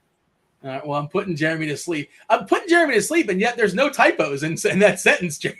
He can type with his eyes closed and snoring away, so congratulations on that. Second base, Keystone Musician. Tim, start us off. So FanDuel is back to hating Max Muncy. So I think that $2,800 for him is, 100% I'm playing him. I think that's kind of ridiculous. They were finally pricing him back up to where he should be around 34, 35. and now he's back down to 28. So I'm going to jump on board. Keston Hira for the Brewers, 2,800. I think Colton Wong on DraftKings, 3,100. Gleyber Torres is part of that Yankee stack. I really think the Yankees are going to be pretty low owned, and then also Castro for the Pirates I like quite a bit at second base on DK. Yeah, gross position, not a ton of opportunity cost. I think it's a good place to get in cheap and easy as well. You mentioned most of the guys. Did you mention Grissom for Atlanta? I did not, but that's a good call. And Massey, did you say Massey for Kansas City? He's another cheap. No, but I'm not really that. Yeah. For me, I'm not really about that. But Grissom, totally, yeah. But like as a whole, it seems like the spot, like second base, has gotten worse as the season has progressed for whatever reason. I don't have any stats to back that up, but that's just going with my gut. Just eyeballing it. Sorry, Dean. And 2,800 for Grissom on DK, but I don't think I'd do 3,300 for him on FanDuel. I think I wouldn't prioritize him on if you're running a bunch of lineups. Sure, he's in the mix, but I agree. Like he can certainly be part of your Brave stacks, but he's definitely that's too expensive. TJ second. Just answering some questions in chat quick, and here we are. Second base sucks today. On FanDuel, Max Muncy is going to be my favorite. Yes, Keston Hira and Colton Wong are going to project well. They look good, but I'm just not comfortable with Colton Wong and Keston Hira chalk. But like it is just an ugly position today. Like Tony Kemp, if I want to punt, maybe some Michael Chavis, batting seventh. But I Max Muncy's my favorites, and then I like going to Gavin Lux as well here. On FanDuel, I think you can play Javi Baez. He's nice and cheap, but it's gross, and Muncy's my favorite. Yeah, that's kind of where I'm at as well on FanDuel, and I'm afraid he's gonna be kind of popular, but that's sort of where we're at. It's a rough position. Let's jump to third. Third's more appealing. A lot more names to be talking about. Austin Riley's gonna be popular there for Atlanta. Atlanta's popular, duh. Donaldson's pretty cheap, especially on FanDuel. You mentioned Witt subliminally. Maybe you like Witt, and we can play him at third base tonight. TJ, what are your thoughts as far as third? I'm good with Bobby Witt Jr. as part of a mini stack, but it's time for Spidey Bomb number 3 as the chat is at 125 likes. Let's keep bumping it up so I can get more. I'm getting sneaky with them today. It's a sneaky Spidey day. We got Spidey beside me here, ready to roll. He's whispering in my ear, and it's Matt Chapman. Matt Chapman is going to hit a home run today. The Jays are not in the best spot, but he is as much of a fly ball hitter as they come, and he's been hitting the ball real well lately, batting 5th, and Matt Chapman is going to hit a home run today to go alongside Julio Rodriguez and Pete Alonso. What are your thoughts, Tim? Anything you want to add there at third base? Who's popping for you? Riley. Oh, yeah, and obviously Austin Riley is the best play at the position today. Rafael Devers, great. Bobby Witt Jr. That's it. What do you got, Tim? Yeah, Austin Riley is definitely a consensus play that I completely agree with today. That's the chalk that I'm certainly willing to eat. I think Brian Hayes on FanDuel at 2,500 is, if you are going a different route, is okay. I also think Rafael Devers is a truly elite pivot off of Riley, and they're very, very similarly priced on both sites. Devers has not been himself, but that does not mean that won't turn around very soon. So I think getting on board with him and at very low ownership is an exceptional tournament play today. TJ, the chat's asking for receipts. They want to know if, since the very beginning of your start here, Spider-Man start, I suppose. What is his percentage of being right in these Spidey bombs? You gonna go back and watch every single episode? If I was better at bookkeeping, I'd be better with a budget and probably wouldn't need to do shows and teaching on top of my DFS. So that is not my strong suit, but I mean, I'm not hiding them. You can just go look at them and see if they hit if you want. We got all the videos up on YouTube. Hit the like button while you're going back. Jeffrey Battaglia says, I have not heard anybody talk about Cole Irvin all day. I'm not talking. He had a good game his last time out versus the Marlins. That's the Marlins. He's facing Washington. They're kind of bad too. But like this pitching slate is too good, and he's not even cheap enough TJ, am I missing something? Should we be talking about Cole Irvin? Like, it doesn't mean he can't be good, but it just seems unnecessary for me. Yeah, I'm not going to be talking about Cole Irvin. All right. Hey, shortstop. Tim, get us started. Yeah. So I think that there's quite a bit of merit to go down to O'Neal Cruz today, unless you can just fit all the Braves, which you might be able to do, but I don't think I can. So I might just go with O'Neal Cruz.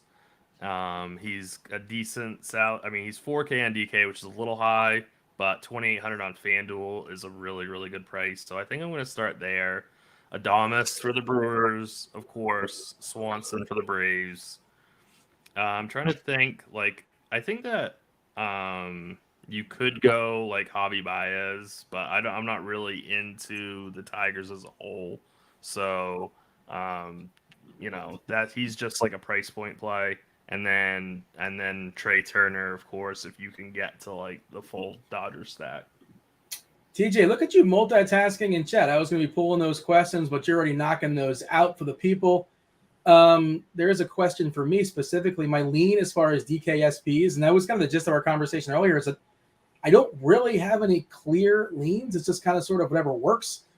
Very likely I will be pulling from two of Fried, Gausman, Kirby, Nola, and Snell, but I don't really have a strong lean. Giolito may knock on the door, but I'm not sure. That's kind of where I'm at amongst those pool. In that pool, I'll get two of those guys: Fried, Gausman, Kirby, Nola, and Snell. Most of my lineups. I don't make a ton. TJ, you got shortstop thoughts? O'Neal Cruz is going to be probably my favorite today, right alongside Dansby Swanson. Those are 1A and 1B for me. I would rather get a little different in tournaments with some Bobby Witt Jr. or Trey Turner as opposed to sticking with the Milwaukee chalk and Adames. However, Adames is probably my favorite Milwaukee player today. You can always take shots on somebody like a Corey Seager, Xander Bogaerts, or Trevor Story. But I think I like Francisco Lindor as a sneaky play better than all of them. And then on FanDuel, you can play Javi Baez as well. We're going to have a two-time millionaire winner, Dave Potts, STL Cards, is joining us as well, about 4 or 5 minutes, give or take. Of course, chief meteorologist Kevin Roth will be heading up the FanDuel sponsor crunch time in a few minutes. Don Yeezy question for you, Tim. Cheap Boston bats or Pittsburgh bats on DK? You got a lean as far as those two teams? I have a strong lean towards Pittsburgh in that scenario, big time. TJ, lead us in the outfield. I'm curious how much are you prioritizing the big boys like Judge? How much money we live in a world with salary cap. Are you saving salary for Judge and Ohtani and Trout, or are you kind of working in the mid tier? I know you mentioned J-Rod earlier. Some of your favorites in the outfield, and do you find yourself in the mid tier, saving salary, or spending all the way up? We got another outfielder, Spidey Bomb, that we're 15 likes away from, so hopefully we can hit that before I'm done. But it's kind of all over the place for me today. I like a lot of the cheap stuff as well. Like, I'm never going to tell somebody not to play Aaron Judge. I think if I'm spending up, especially on FanDuel, where Judge is still so incredibly pricey, like I guess he is on DraftKings too, but on FanDuel, I'd rather play Ohtani, where he's $800 cheaper than Aaron Judge. But this mid-tier on DraftKings is just so beautiful as well. Obviously, you got the Milwaukee guys, the Atlanta players. And so I'm going to kind of just give my favorites from each tier because we have such a big slate that it's kind of tough to group them of just favorites because I just have to do it I have to tier them. And so my favorite of the expensive guys, I like Ohtani. I would put him ahead of Judge. And then Julio Rodriguez is my favorite in the mid to upper tier. Is it time? We're 8 likes away. This next Spidey Bomb is Kyle Tucker, and I just trust that we're going to get there. Gundacker saying in chat that Spidey's fake if he's not on Aaron Judge. Well, guess what? Spidey doesn't pick home runs like Aaron Judge. He avoids Coors, and he avoids the top guys. He gets sneaky with it.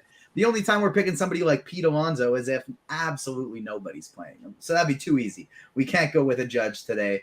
But the next Spidey Bomb's Kyle Tucker. And the reason it's Kyle Tucker today is because I was sad that there's no Alvarez. But Dane Dunning is legitimately close to an ace against right-handed bats. He gets 60% ground balls. He strikes out almost 25% of them, and he's awful to lefties. I love Dane Dunning in real life, but he's got a lot of work to do before he is a capable pitcher against left-handed bats. And he has an almost 200 ISO, doesn't strike out any of them up. And so Kyle Tucker is the fourth Spidey bomb of the day today. I really do like the mid-tier of like Tucker Rodriguez. I think I would rather that as opposed to going all the way up to Ohtani, Trout, Judge on FanDuel. And then obviously you got your Atlanta guys in your stack, your Minnesota and your Pittsburgh guys in your stacks. And then the cheap tier, I really like Michael Taylor. Like I'm kind of on board the Michael Taylor train, even though he's had a tough year. So guys like Taylor, who's that other guy I was looking at here? Sorry. Rosario's another cheapie that might be popular. Rosario is a cheapie that people will go to. Joey Gallo, I absolutely love today. And there's one more player. Yeah, like he's just so cheap. He's batting fifth. There was one more player in this cheap range here that I liked, and he has just disappeared from my screen. Lane Thomas. I think you can play as well. Throw it to Tim there. By the way, a question in chat. Or Don Easy was talking about righties versus Archer. Archer's reverse splitsy. He's going to pitch maybe 4 or 5 innings, and my issue is like, who are the righties on Boston that I want? Like I'm not sure JD Martinez is healthy these days. I guess you can play Story. He's another guy coming back from injury. It's just that lineup is bad, but you get 2 at bats versus Archer. Essentially, he's not going to go 3 times around. Sure, I guess, but it's not a priority for me. Tim, what do you want to add as far as outfielders? I really like the Kyle Tucker call. He was one of I mentioned earlier in the show, he's one of my favorite one-offs. He's also he's over plus 420 at BetMGM to hit a homer today, and I really like those odds as just a prop bet if you're in a legal state. So I think that's a really good call by TJ. I think that he makes for a fantastic one-off. I would keep an eye out again. I prefer Judge over Ohtani. I'd keep an eye out on ownership on the Yankees. If they're just going to be forgotten about, then you should always have a few Yankee stacks in your scripts. Same thing with like Stanton. I really like Brian Reynolds' price on FanDuel. He's a little too pricey on DK for me, but those Pirates on FanDuel are just super, super cheap. Yelich and Renfroe, they seem a little cheap, so I don't mind them, but they are gonna be popular. And then like Kepler on DK 3100, man, he's not been great this year, but his price is reflecting that. So, and I also agree with TJ that I like Lane Thomas quite a bit. To be clear too, regarding Aaron Judge, if you can afford Aaron Judge, play Aaron Judge. Like he is the top option on the board without a doubt. It's just I find myself going to like saving some salary as opposed to going all the way up to him. TJ, we're talking about the Pirates. Jay Brown wants to know about Ryan Reynolds. He's in the mix of the Pirate stack, right? Yeah, absolutely. He'd be the second person I put in it after O'Neal Cruz. He's a great play on FanDuel, I think. The O'Neal Cruz Brian Reynolds mini stack on FanDuel is more likely what I'm going to do as opposed to a full stack of the Pirates. Yeah, I like that quite a bit. I put Jeremy to sleep earlier. He's up in his nap now. He wants to know. He missed some of the Spidey bombs. TJ, you want to give the rundown as far as your Spidey bombs? No, they're on the screen. Jeremy should have stayed awake and lived up, made the chat more lively. But we got the crunch time guys here. We don't have time for more Spidey bombs. It's their time now. You know what I've discovered, Dean? I did a show with Tim over the weekend, and a lot of times catch the end of your guys' shows when I'm coming on. So the sample size is small, but over the last couple of weeks with Tim, I've kind of realized Tim is a closet Pirates fan. That's he kind of likes the Pirates. A lot of slates where he thinks the Pirates are fairly sneaky. Hey, and I called the Tigers the other day on a show with you, and they put up. I just love these horrible teams. It's a good time. The Tigers have never worked for me, so kudos to you for getting the Tigers right. But it was my observation. Tim kind of likes the Pirates. Although I guess I wasn't here last night when they were facing Burns. I suspect he didn't like them then, but I should have. They got the nicest ballpark that I've been to, I think. I've been to 18 ballparks, haven't been to it all, but like the view, the backdrop is incredible. So at least you got that going for you. That is a beautiful ballpark. That is my favorite. I've been to that ballpark. It's my favorite ballpark by a ton. How's the White Sox ballpark? I think it's rough.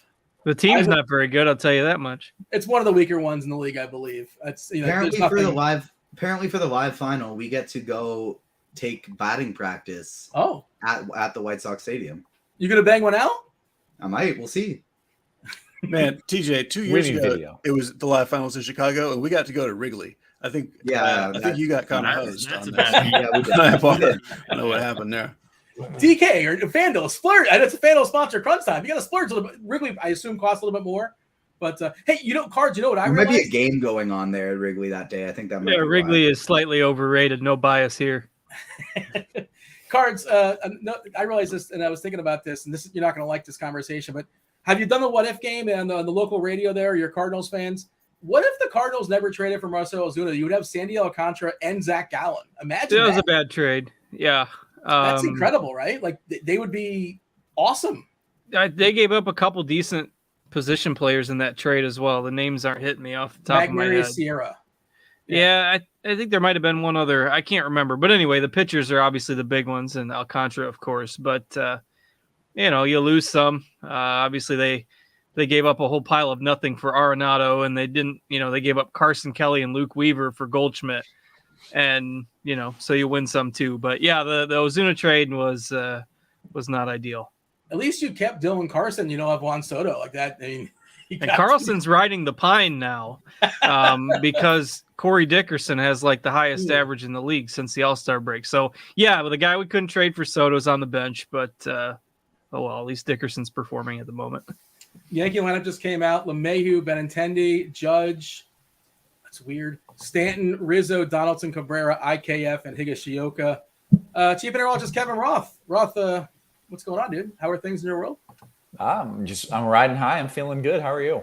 I'm doing all right. I was going to ask Potts about his dinner last night. There was a lot of dinner conversation, but Benihana, wherever he went to. But I don't know if we have time for it. Maybe post-lock. I'll just tell you it was fantastic, and we're done. There you go.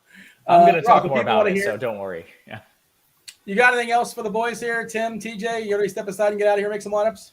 I think we're good. Yeah, I still got to make my lineup. I've been busy all day. I haven't even done it yet. You were talking to Larry the Cable Guy, man. You don't got time for this DFS nonsense. Exactly. I got time now. We got a half hour left. All right. Myself, Tim, TJ, we do appreciate y'all watching the first portion of the Grinders Live show. Now we're going to turn it over to Chief Meteorologist Kevin Roth, as well as two-time millionaire winner Dave Potts, SDL Cards. Roth, tell them what's going on weather-wise. The start of the Fanduel sponsored Crunch Time. It begins right now. Appreciate it, Dino. As always, welcome to it. It's Crunch Time. It is sponsored by Fanduel, and it is free. If you're watching this for free, it's because of Fanduel. Hit that like button to make sure that we keep getting those eyeballs and keep bringing this show to you for free. By the way, Fanduel Single Entry Series ongoing. It's the last week. $50K in bonus cash up for grabs here as we close out the week. Top finisher in each series gets an all-expenses-paid trip to the Single Entry Series Championship in Chicago on September 9th. Shot at the $10,000 grand prize. And Andy Means is going to put you in his will if you win as well. I don't think you actually get much for that. It's nice to be able to say you were in it, but I'm not sure. I don't know. That's worth anything. He's all out of actual current things to give away. He's doing it all. So now he's giving away like future things. He's putting you in his will. He's just a great guy. Big fan of Mr. Andy Means. Big fan of these two as well. It is the one, the only cheese is good. Dave Potts, fresh off his hibachi. Did they do a shrimp toss? Did they do a zucchini toss? What was the toss? So he actually didn't toss anything. He had a lot of cool tricks. The food was amazing, but it was one of the only times he didn't have anyone catch anything. There was even usually there was a 16-year-old celebrating his birthday. Usually that's the go-to. They would be throwing eggs and stuff at him all night. Shrimp tails at him all day. Yeah. No, there was no catch the food in your mouth, but it was amazing. Okay, it might be it might be a thing. Somebody choked on a shrimp tail or an egg. We can't throw it in their gullet anymore. I'm glad you enjoyed it. You're riding high off that. We got STL Cards as well, who's riding high off a big Cardinals win last night, and Another Pujols bomb. Nothing gets him hyped like that. How you feeling, Cards? Yeah, good. I blame my. You can blame the weather issues last night on my wife, who said, "Boy, I'm happy when the Cardinals play in Cincinnati because the games start earlier, so they get done a little earlier." And then they had about 2 weather delays last night, and the game didn't get done till about 11:30, which, as you get old, starts to be a problem. But thankfully, the game was out of hand, so just went to sleep before it was over. But yeah, really cool to see Pujols keep. He's one closer to that milestone, so that's awesome. Excellent. And I'm riding high as well. I can't remember the last time I got a weather call wrong. I just feel like I'm on fire right now. I'm untouchable, and it feels good. Cheese is like, no, I remember you screwed me over 2 weeks ago, but no. I have no comment. You got everyone right. You really have. It's been great. I just feel like I'm on a heater, and it feels good. And usually, anytime I feel this way, like the next day, something horrible goes wrong. But I don't know. It keeps rolling. I don't know. You guys, like the last time we were all on Cards was like victory lapping the Cards, winning everything. And now you're like, you guys are like just flirting with disaster. I don't know why you're out jinxing all the gods. We really are. And you know what? I don't mind. I'm enjoying it. Speaking of weather, 2 spots that I'm watching. One is in Washington. Initial rain has cleared out. They should be able to play on time. If they late start, it's going to be like 5 or 10 minutes because warm-ups got delayed. A low chance that something pops up beyond that. Do we want pitchers there, Cheese? It's a very nonsense, like 2% cheap dart pitcher. So basically, no. Go for it. Stick with the bats. No issues there. And then the other spot I'm watching that I'm more intrigued with is New York. Do we want pitchers in New York, Cheese? New York, yes, tournament, not a core piece of tournament play, but yeah, Andrew Heaney is on the list there. Okay. I think if we get a delay in New York, and it's certainly possible, it would be in the mid to later innings, more likely later. So I'm okay with pitchers there as well, but there is a chance for a delay in New York. I think more likely they end up just playing through some spotty showers, and I'm still fine with bats either way. So I think it's one of those days where like I'm watching a couple spots, but just play everything, and I think it's going to be okay. Heaney's like a 5-inning guy anyway. He's the guy you're playing to get 11 strikeouts in 5 innings. So I mean, a late delay wouldn't even affect anything. Excellent. Okay, well then I think we just keep rolling with all the games as if there's no weather, and it'll probably work out that way. So let's talk about what we're going to do pitcher wise or just slate wise in general. Cheese. Yeah, we'll just jump into the pitching. There's a ton of really good pitchers, and you could absolutely play a dozen different guys at least. I'm narrowing it down, so I'm going to tell you who I like. That does not mean that I strongly dislike the guys that I'm not playing. It's just I don't feel like playing 12 pitchers tonight. So if I have all the money in the world, I will play Nola and Fried. But I don't think you have to get up to them at all costs. But if you have money, I would play Nola and Fried. On FanDuel, those are really the only 2 guys over 10K that I'm interested in. Gausman is on my list. But otherwise, I'm looking at George Kirby at 9,200. I don't know. I feel like he's going to be popular, but we're not really showing him being popular on FanDuel. He'll definitely be popular-ish on DK, but I like him on FanDuel as well. The wild card to me is Lucas Giolito. I don't like Giolito. I'm not playing Giolito. I'm playing bats against him, but he is cheap for his talent and his long-term skill set, and he projects well, and I get it. I'm just telling you that I'm not playing Giolito. So that's just an important distinction. I'm not saying he's a bad play. I'm not saying you're crazy to play him. I'm telling you I don't like him, and I'm not playing him. That's really on FanDuel. I'm not going lower than Kirby. It's not that hard to make the lineup. So for me, that's my line. And then, so the other big question mark really on both sides is Blake Snell. Blake Snell absolutely has more upside than George Kirby, and more upside than, whoever else you're throwing in there, Valdez, Brady Singer, et cetera, et cetera. I don't feel like I need to chase a couple points of upside at the risk of downside on this slate. Like, I think it's going to be one with the bats.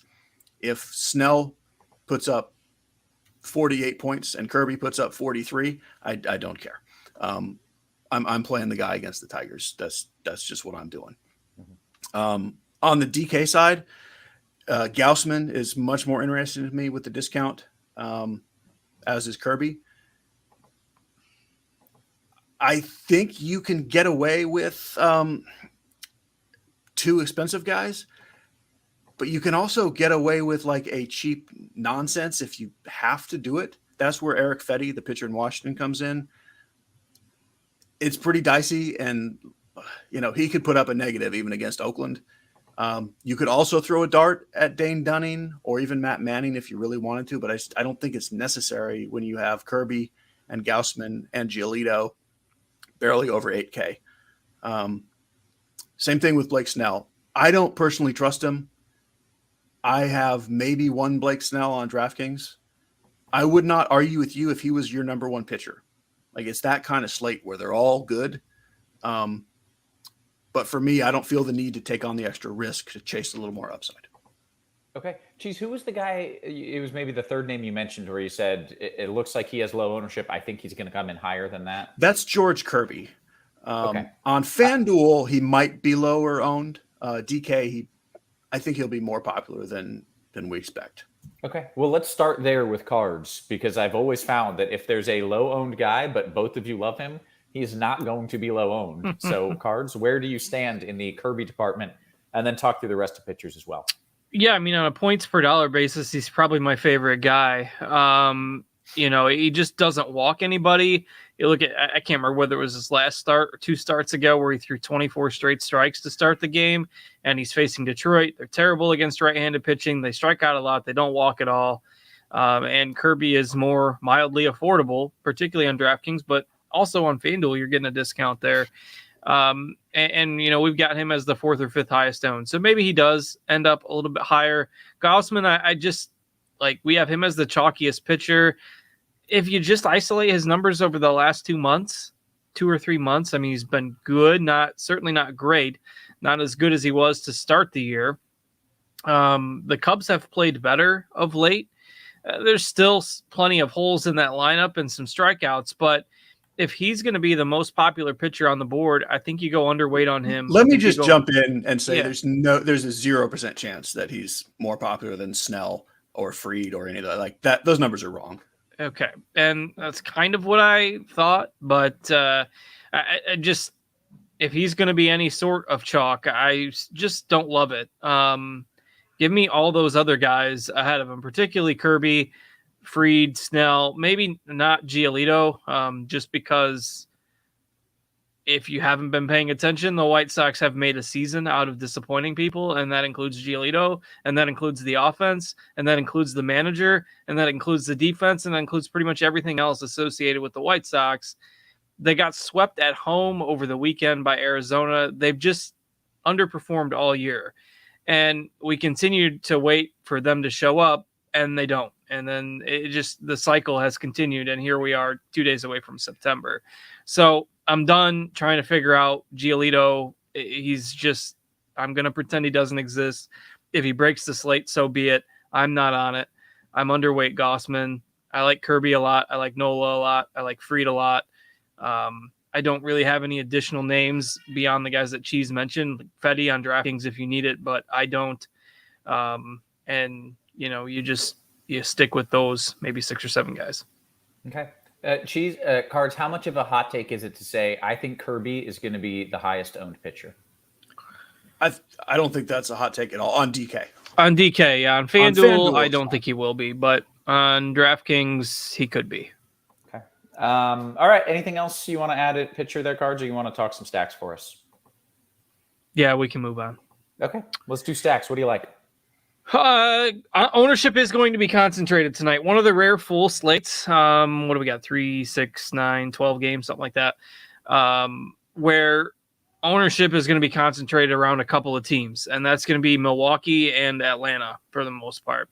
Milwaukee's facing Keller, and they're generally a little affordable, a little more so on FanDuel. Atlanta is just facing a pitcher that can't get lefties out and has a horrible walk rate, and they've got a team total close to 6. So anything other than Milwaukee and Atlanta is going to be relatively low owned. So if you're trying to look, I think I would rank them Atlanta 1.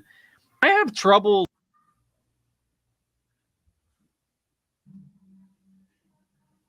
Did Cards just go silent? I think he muted himself. He got excited. He says, "No, I didn't mute myself. I don't know why he would do that." Well, Cards, we don't hear you, so work on that. But I'm back. Oh, there he is. Okay. Why it does this? So this has happened twice in the last 3 or 4 days, where my microphone just mutes itself. It just I didn't push any mute button, and all It of a detects a terrible point coming. It's like, no, don't say that, Cards. in the middle of a thought, and all of a sudden, oh, we can't hear you. I'm sorry that I hate the White Sox, but anyway, Milwaukee and Atlanta, they're the chalk. I never love Milwaukee as a stack because they've got a bunch of power hitting guys that hit like 230. So everyone's playing Milwaukee. Those are the nights I think you don't play Milwaukee. So if you're going to play chalk, I think you play Atlanta, you fade Milwaukee. Everything else is a little bit different. The Yankees are certainly interesting with nobody on them. The Dodgers have upside. Toronto has upside. So those teams will be a little more off the radar tonight. Okay, good stuff. Cheese, what do you like? Yep. Two things real quick. Back to pitching. A bunch of people have asked about Brady Singer. I really do like Brady Singer. If you wanted to play him ahead of Gausman and Snell, and I would not argue a bit. He's great. Okay. Stack wise, I totally agree with Cards that as chalk goes, I'm good with Braves chalk. Not so much with the Brewers chalk tonight. So the Braves are definitely my favorite team, even at the ownership. I want to play them. After that, I'm not going to Milwaukee next. I'm going Dodgers, Yankees, and then both sides of the Red Sox Twins game. Okay. Cheese, you want to take us a little position by position and start with some catcher? I certainly do. Okay. I really love Sal Perez tonight. Regardless of whether you like Giolito or not, I love Sal Perez. DK, Travis d'Arnaud at 3,600, I think is the chalk. If you need a cheap guy, I think Stephen Vogt at 2,500 is probably my favorite cheapish play. And that's kind of it. That's what I like. Okay. Cards? Yeah, d'Arnaud is the clear DraftKings play at that price. He looked pretty locked in over the weekend against the Cardinals, so I like him. His price hasn't come up. He's my play if I'm on the top end. Agree with Vogt as a value, though. You could also play Keibert Ruiz, who's sitting 5th for Washington against a low strikeout pitcher. Or if you're into that Brewers chalk, I mean, Caratini at 2,100, but again, a similar refrain for me. I'm not as high on the Brewers as most, so I don't love him. But d'Arnaud is the play for me. William Contreras, could be the pivot, even if you want to play some Atlanta at maybe about half the ownership. He's priced higher and hitting lower in the order, so but that is potentially a way to make your Atlanta stack a little bit different. Okay, take me to first. All right, first base. Olsen is the top play here. You got a great matchup against a pitcher that can't get lefties out. Good power. He's expensive, but if you've got the money to pay up at first base, I prefer him over, say, Hoskins, Rizzo, Alonso, and Vlad tonight. A lot of those top end first base plays are facing better pitchers this evening, so I don't think you have to prioritize like spending all the way up. So Olsen is the top for me. I like Seth Brown as a value hitting second for Oakland over Keston Hiura. Keston Hiura has been taking better at bats lately, but always profiles, as a mediocre guy against righties. If he gets a hold of one, great. But the 2,700 guy for Milwaukee, that's been an inconsistent hitter throughout his career at double-digit ownership, doesn't interest me as much. So Olsen and Seth Brown are the primary plays for me. Maybe Ty France if you want to get a little bit, super contrarian tournaments, or Luke Voigt. Those are a couple other guys you can consider as GPP plays. Great. Cheese, your favorite first baseman? Olsen is good chalk. My other favorite guy is Anthony Rizzo, who should be sneaky-ish, and then Freddie Freeman as well. To me, those three are kind of tier of their own. And then it's cheap stuff. Agree with the Seth Brown call as my favorite cheap guy. Okay, then take me to second. I really do like the Dodgers tonight, and I like Max Muncy at second. I also like Gavin Lux, and then Colton Wong is the chalk because he's a cheap brewer, and I think you would play him in cash, but not so much outside of stacks. So to me, I think you spend up to Trevor Story or Max Muncy to be a little different. Or on DK, I like Michael Massey at minimum salary. That's it. Okay, cards. Roth, is that the world breaking down at your place there? Yep, it is. It is exactly that. It's fine. Everything's fine. Everything's fine. .gif. Well, we hope that everything's all right. Yeah, there's not a lot to add at second. The position is not that exciting. Muncy on Fanduel at his continually cheap price tag is reasonable. Otherwise, I don't mind the punt on DraftKings. Don't be afraid, even though he's hitting 8th to play Vaughn Grissom. He's still under 3K. Agree with Massey at 2,000 minimum. David Fletcher is leading off for the Angels against a low strikeout guy. I don't love him, but not a position where I think you really need to spend up to the Altuves. Trevor Story, don't really love at 5K on DraftKings. So this is a safe position for me. Don't love a lot of the spend ups at second tonight. Luis Arias grades out the best, but just not that exciting of a play at his salary. Okay, how about third base? All right, this is probably the position where you can look to spend if you're saving at second, potentially saving at catcher, because you got a lot of high upside plays at the position, likely headlined by Riley and Devers. Chris Archer probably not going to pitch super deep into the game. Devers is expensive, but if you've got the money, I think he and Riley are the clear plays if you're spending at the position. Not a lot to get super excited about going cheap. Like Hunter Dozier is okay for KC. Gio Urshela is okay. Bobby Witt, maybe to be a little bit different, is third base and shortstop on DraftKings. But probably a position where I will look to spend on one of those top two guys. Cheese, third base. Absolutely. Riley and Devers are the plays. They're two of the better plays anywhere, and I think worth spending on. If you can't spend on them, you could go down like on FanDuel. I think you can play Josh Donaldson or Matt Chapman. On DK, you could go down to as low as Hunter Dozier. You could do Jace Peterson if you're playing Brewers. You could do Rodolfo Castro for the Pirates. Really, any cheap Pirate is going to be in play. But yeah, Devers and Riley are worth spending on. Okay. How about a little shortstop, Cheese? I think O'Neal Cruz is the kind of popular guy because he's cheaper than the other shortstops and he's leading off in a good spot. I do like Cruz. Willie Adames is my favorite Brewers bat. If you're just going to pick one out and not stack, I would do Adames. So either shortstop in that game, along with Dansby Swanson, are my favorites.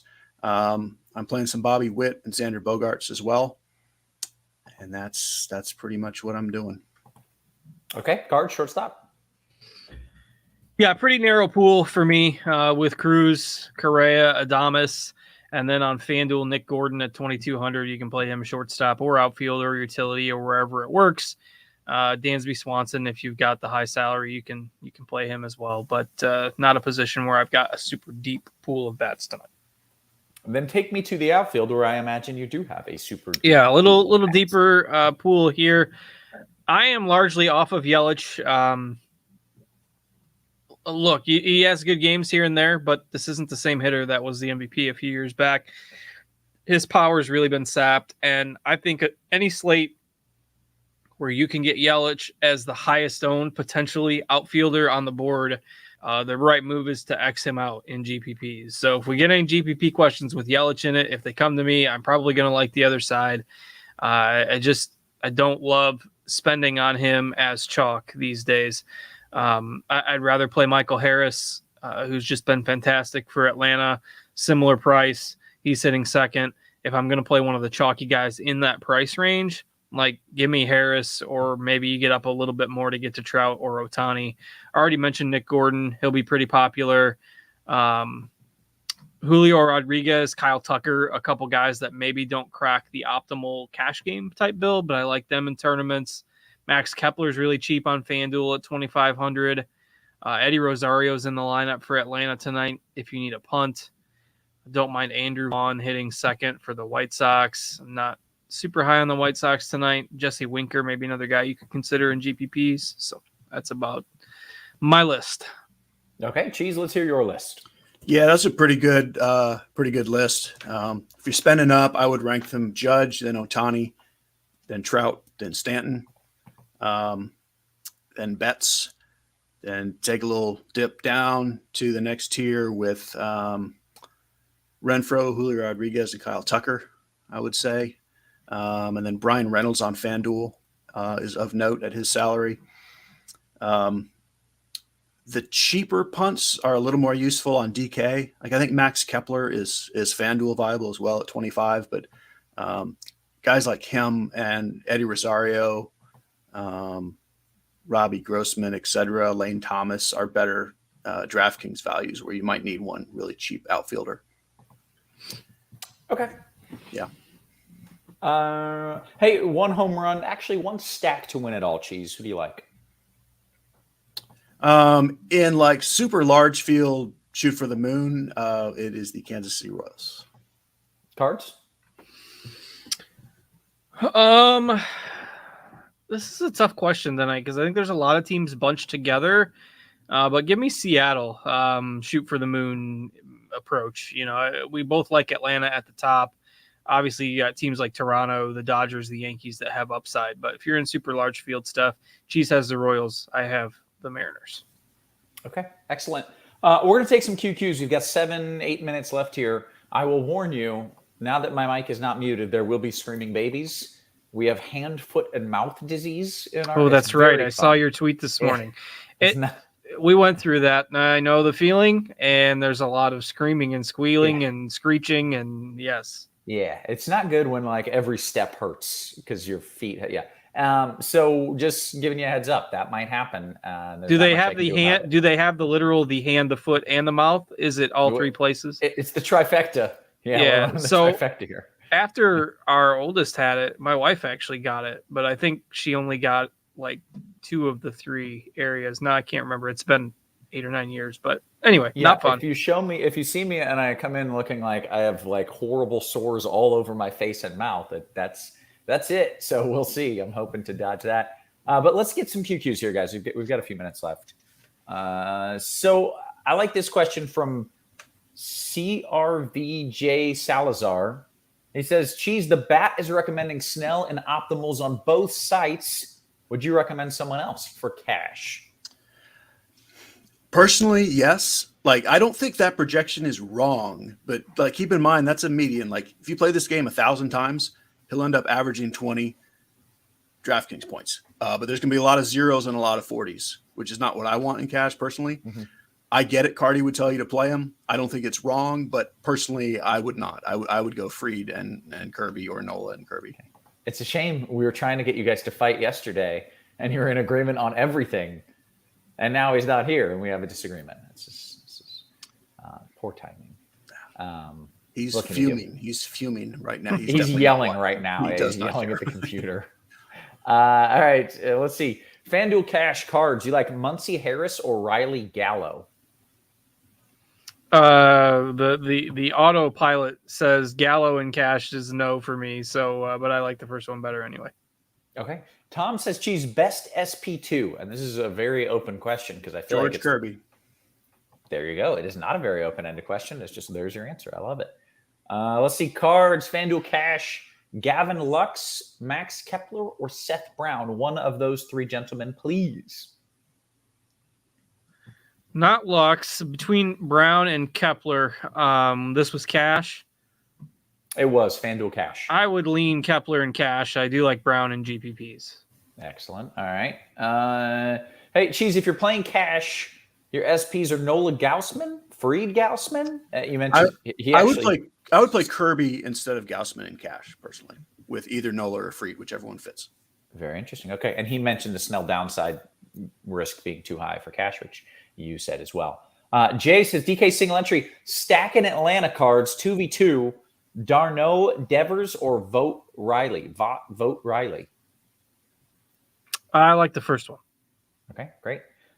D Gold making you work for it. Cheese. Need a $2,200 or less punt FanDuel cash at the util.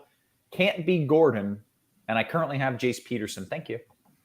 2,200 FanDuel. That's going to require a scroll and Eddie Rosario. Very nice. All right. DK Cash cards, Kepler or Rosario? Kepler. Kepler is the safer option. Okay, great. Let's see. Cheese, why do you love Sal Perez? Cheese, that was just the question. Why do you love Sal Perez? Yeah, if you look at the numbers, Giolito is flat out below average against righties, just plain and simple. There's no way to sugarcoat it. And Sal Perez hits the ball very hard and very much in the air against righties, and it's a home run boost ballpark as well. Okay, very good. Aside says, cards, FanDuel Cash, what are your thoughts on subjecting yourself to the Jake Caves of the world in order to play Nola and Freed? It's better than subjecting yourself to the White Sox. I'll tell you that much. It's White Sox rant about the White Sox night, I guess. Jake Cave could hit cleanup for the White Sox, so yeah. Yeah, maybe a lead off cleanup. You just need 9 Jake Caves, and they'll finally have a good lineup.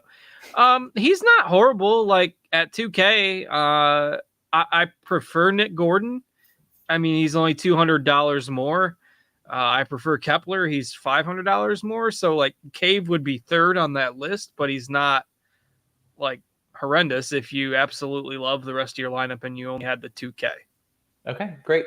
What's a matter says, any home run picks tonight, fellas? Cheese, you got a Sal Perez. Okay. I feel like I need to throw Jake Cave out there now as a joke. Let's see. I like Seattle tonight, and gave me Eugenio Suarez. Yeah. Oh man, love it. All right. As you stole mine, I know. I had to brighten your day. Yeah. All right. Let's see. Cheese. How about he says Irving tonight. Didn't make the cut for me. He's just not quite cheap enough. Like that last game was like a career best with strikeouts, and the chances of ever seeing that again are very close to zero. Okay, fair enough. FanDuel single entry cards, Fletcher or Castro? D Fletcher or R Castro?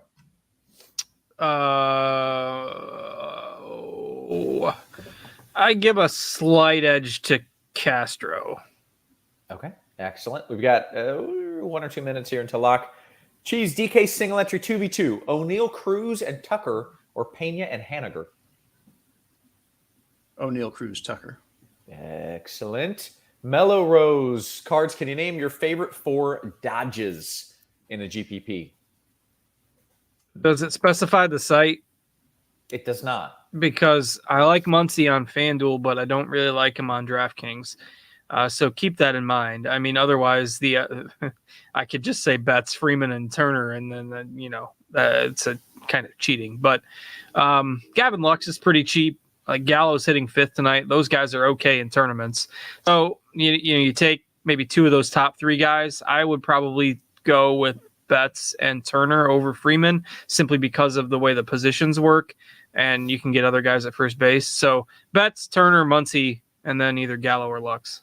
Okay, great. Closing up on lock here. DK Cash, last piece. Cheese, Hunter, Dozier, or Lane Thomas? In cash, I guess Lane Thomas is the answer. All right. Okay. FanDuel Cash cards. Michael Taylor, M. Taylor, L. Thomas, or Rosario? I don't really have a strong take on that group. I guess Taylor, but they're all pretty close. Any issue with Gaussman and Kirby in cash, Cheese? I feel like you like that. No issue. If you can't get up to at least Freed from Gaussman, then I'm very happy with Gaussman Kirby. Yeah. DK Cash cards, Darno Yelich. I think you said you didn't want Yelich, but maybe that was GPPs. Or Sao Paulo Rosario. Oh, shoot. Yeah, I the first one probably does make more sense in cash, but I absolutely would play the second one in tournaments. Okay.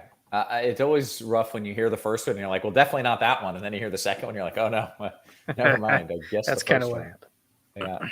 All right, guys, we have hit the lock here. D Gold says, FanDuel Cash, foot or mouth?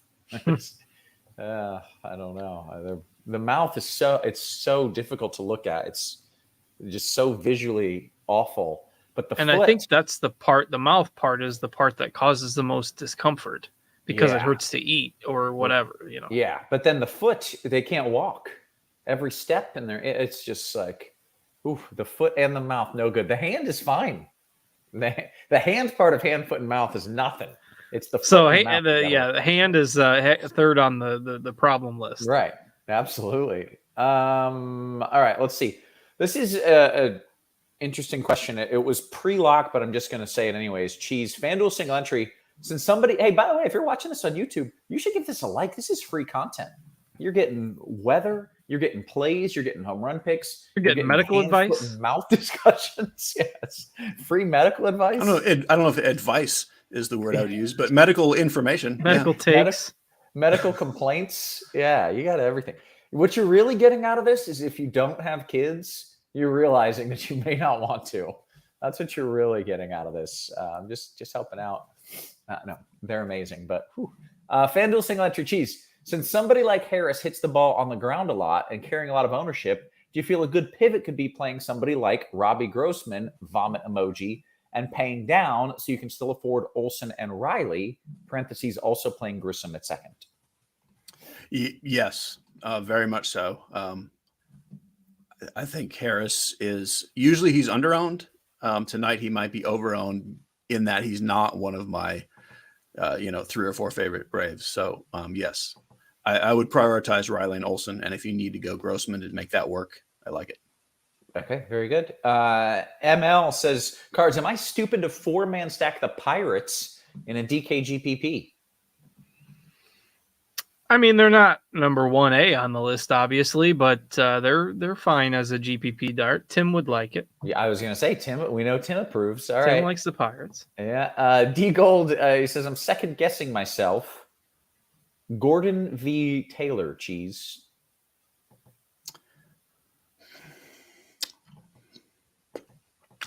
So I would play Taylor,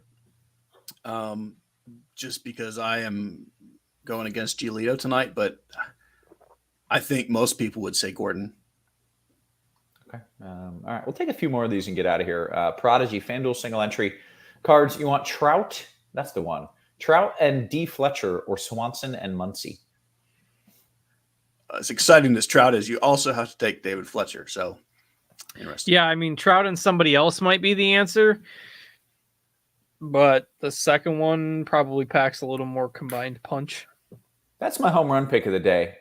We're getting David Fletcher. David Fletcher. Well, that one's going to be an L. We can put that one on the board unless he hits an inside the Parker. To be fair, the last time I picked a home run pick, it was from a guy who was literally never hit one all year. So, and it did not work out. David Fletcher has played 5 portions of 5 MLB seasons, and he has 14. So, it could happen. It's not like he's got 0. There's a chance. He has 2 this month. Oh man, he's on a hot streak. And 2 this year, and 2 last year, but still, he's hot. He's hot. All right, let's see. We got 2 more questions, then we're getting out of here. DK Cash, Cheese, this one's for you. Nola Grossman or Gaussman and Michael Harris? Nola Grossman. Okay. And then Cards, final question of the day belongs to you, good sir. DK single entry, best spend up outfielder one-off. That's always a good question. I feel like we should just ask that every time. Who's your favorite spend up in DK single entry in the outfield? As a one-off play,